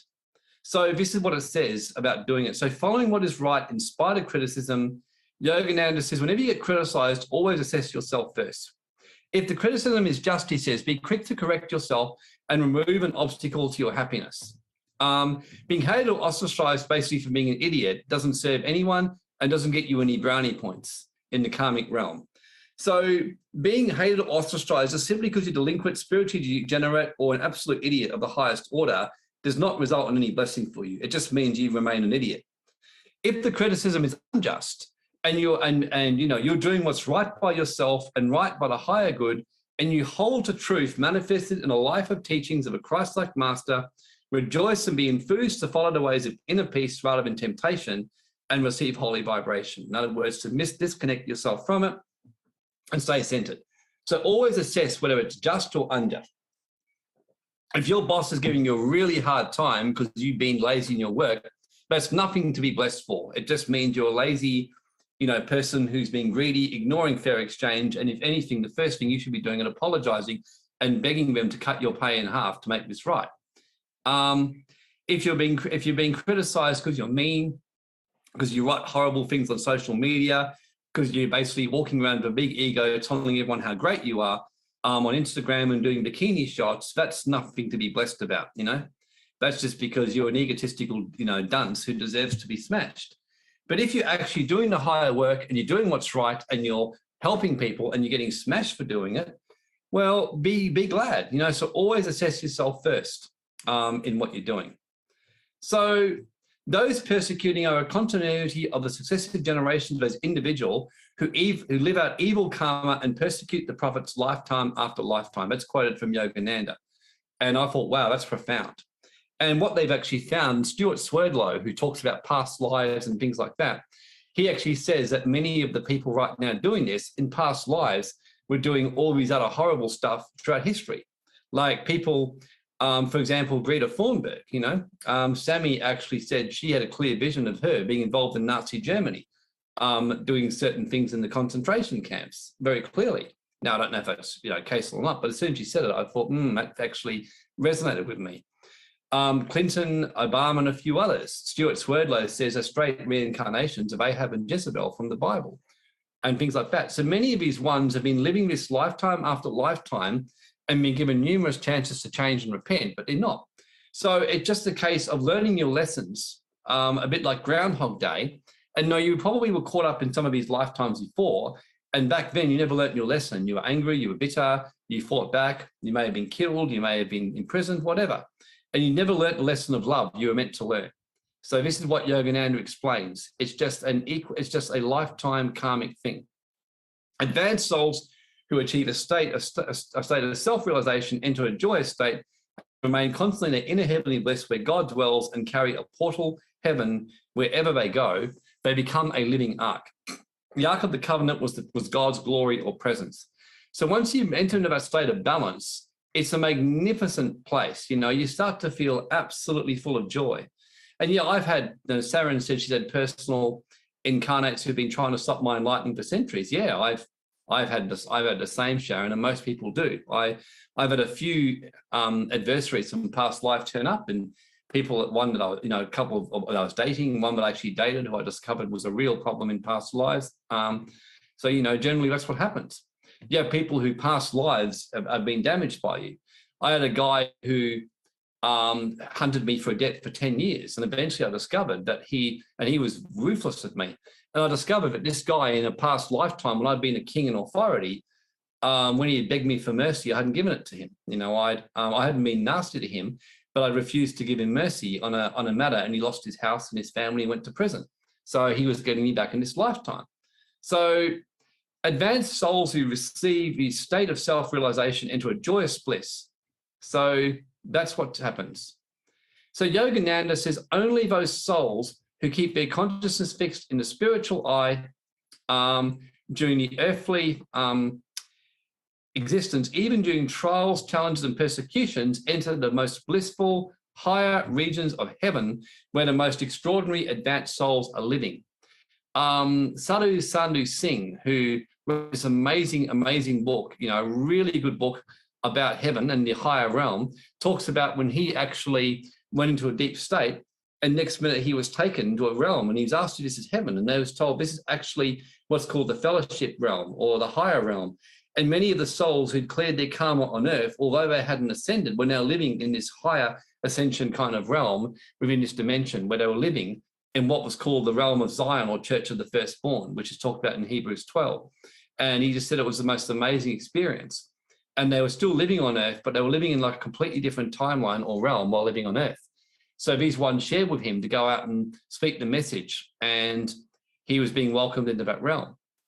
So and all these beings had moved beyond these realms of duality and this persecution, and they collapsed and resolved everything.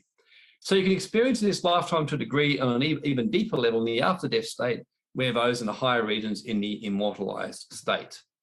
So in summary, when you are able to let go of persecution, reviling, and insulting against you falsely, be exceedingly glad, because know that the higher heavenly realms of bliss await you, and you'll experience them now on earth, not in the future, but you're experiencing them right now on earth. And no doubt some of you have experienced that kind of joy or connection in your time when you've learned to do that. So really now that's the end of today. And please feel free to share your greatest lesson. You can take the mic or type it in the chat. And I'm just going to invite Grace and Steve back on to help me complete this and integrate what we've learned. And I hope you've really enjoyed it today and you've got some value and some wisdom out of it.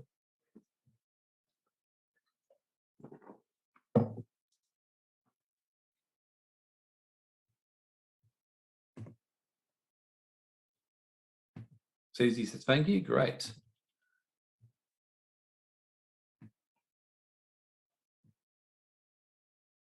So Steve and Grace, I'll invite you back on.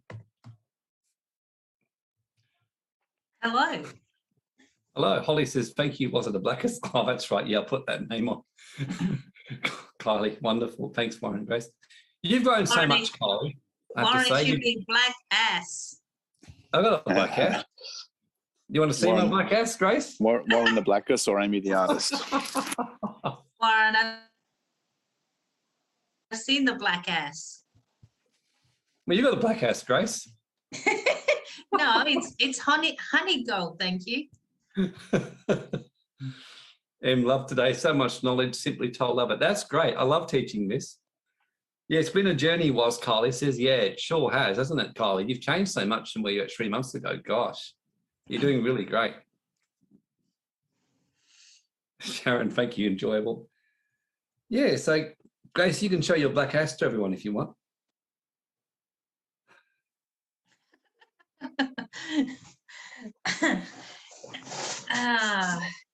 What can I say? Suzanne, keep on searching and learning and raising my vibration frequency, inner knowings that brought to the forefront. Sheldon, greatest lesson, live by your truth, grow inwardly. Yeah, hopefully you've all learned as well, but change your perception on when you're getting shit and what's going on in the world. That if you got that out of today, then you've really got the whole heart of what was meant to be today.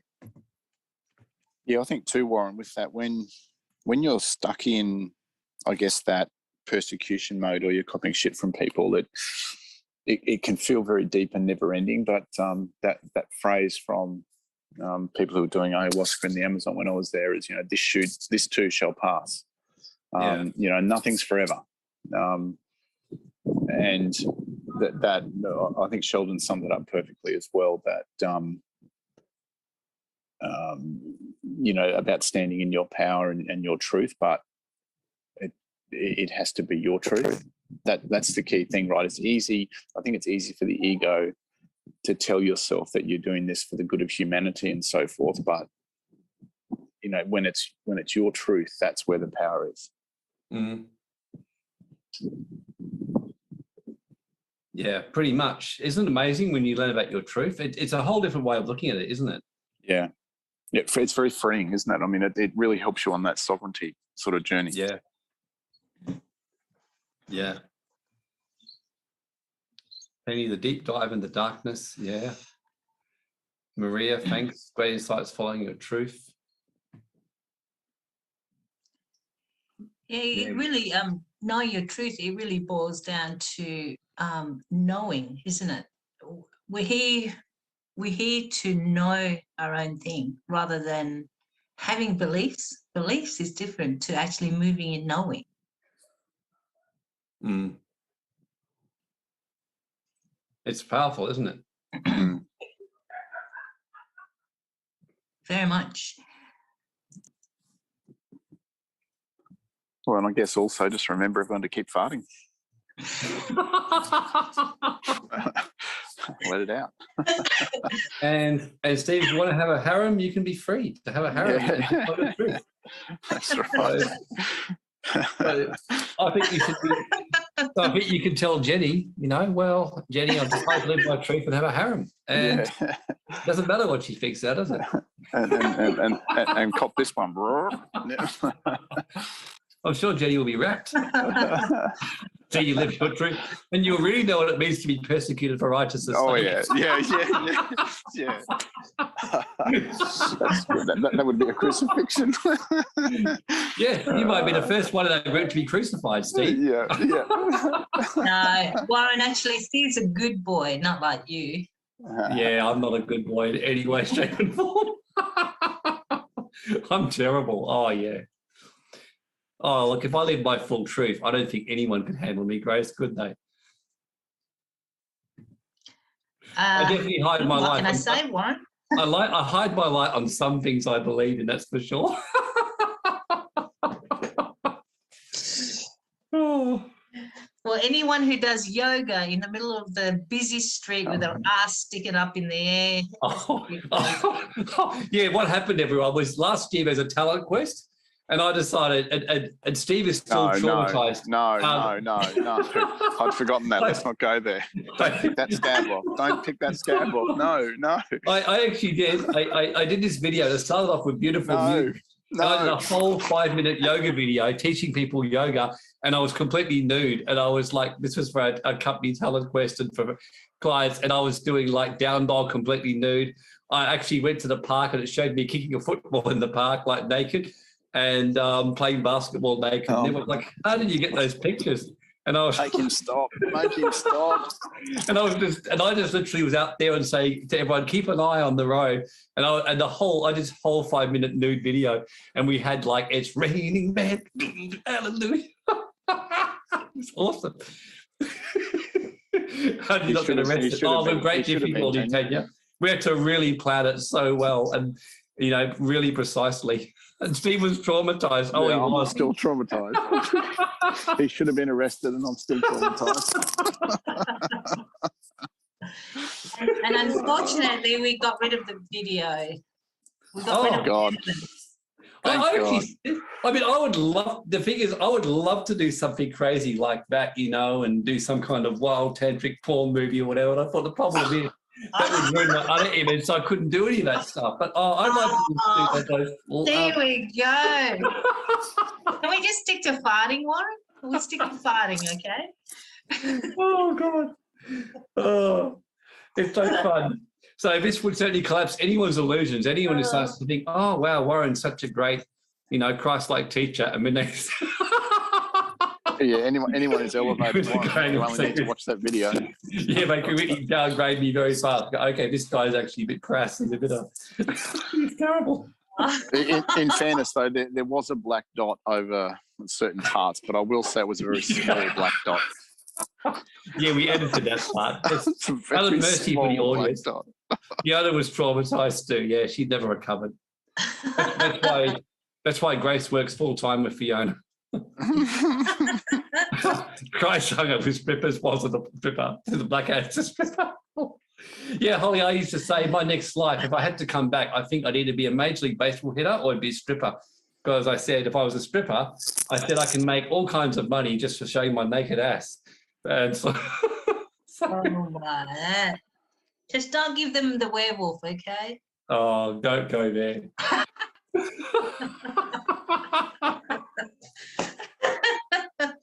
Oh, some of the stuff me and my cousin used to do when we were younger. We used to remember that. Remember when Neil, my cousin, on our wedding, on his wedding day, he ran out completely naked in front of you because he said, "I just have to let it all out." And you're going, "What, Neil?" And he's running naked. My cousin was shocking. You know, he and I would just egg each other on. So. Oh, dear. Now, Steve. Don't get me in the position. Don't get me into a position where I have to prove my largeness. Oh, my. Hey, Make him it's such a stop. boy Make him thing. stop. It's a boy thing. This is such a boy thing, isn't it? Press a plug or something. God, make him stop. Look, you guys are a bad influence on me. I used to be a really honourable, very holy man, and you ruined me, Steve. You know, Holly, what a church this is. Yeah, there's no church like this in the world, Holly. I'm sure. Well, it's like I said when you collapse your shadow, because just imagine if we had a church that was magnificently high or like large, and you can imagine them doing a story on me. Like one of my favourite examples of quantum collapse was by Kevin Rudd, where Kevin Rudd, there was this whole big sensational story. He was caught going into a strip club. And I remember this. It was the most brilliant response I've just about ever seen from a politician, how he handled it. They all the media were like, he's been caught in a strip club. You know, who is this terror? What's he doing? He's the main leader. And so they interviewed him. And he said, were you at a strip club? He goes, yep. That's all he said. And they said, okay, why would you do that? And he said, I wanted to go see the girls. And they're like, okay. And they're like, don't you think that's demeaning to women? He said, well, the amount of money that they're making, I don't exactly think it's very demeaning. Do you? I think it's pretty fair to me. He said, I think they enjoyed themselves as much as me. And you can see the media not knowing what to do. And they said, well, what does your wife think about it? Well, she was there with me. And the media were just sitting there, they would try, well, this is still demeaning to women. He says, so you're saying that women can't do whatever profession that they actually choose? And, it just ended the whole thing. The scandal was over. They never brought it up again. Whereas you see all these other people, like Barnaby Joyce, by contrast, they make this thing about him leaving his wife to go off. And Barnaby Joyce, I'm thinking, you're an idiot. He gets up and he's going like, I still love my wife and I felt so, bad about it. And I care about my children and all that. I remember thinking, all you have to do is just get up and say, well, what's it to you anyway? I said, yeah, I went off with Vicky. Yeah, we get on better. Yeah, I banged her. It was fun. I would have ended it. So, yeah, Chris is the funniest spiritual Sunday. Yeah, self-empowered response. Yeah, Kevin Rudd. I didn't like him as a politician, but I still love his press conferences. I thought he just has a high self-worth, that guy. I'll give him that, very high self-worth. And, his wife has his companies. And I used to like watching some of his conferences because the guy had a very, very high self-worth. I'll give him that. So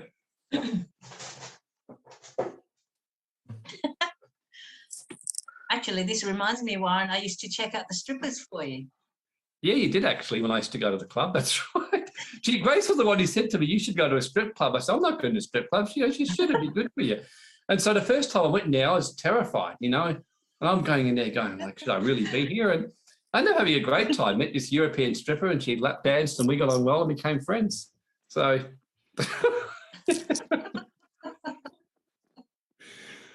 so yes, this is not, as Holly said, this is not a normal church, guys. It's kind of a little bit different.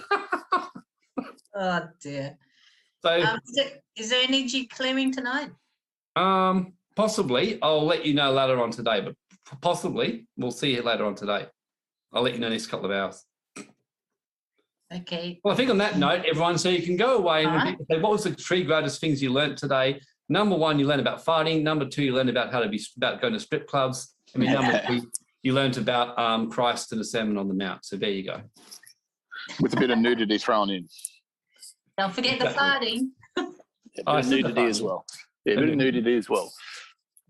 So feel free, all of you next week, to come nude if it feels right for you. Except Steve. Oh. Okay. Thanks, everyone. All right. See ya. Bye.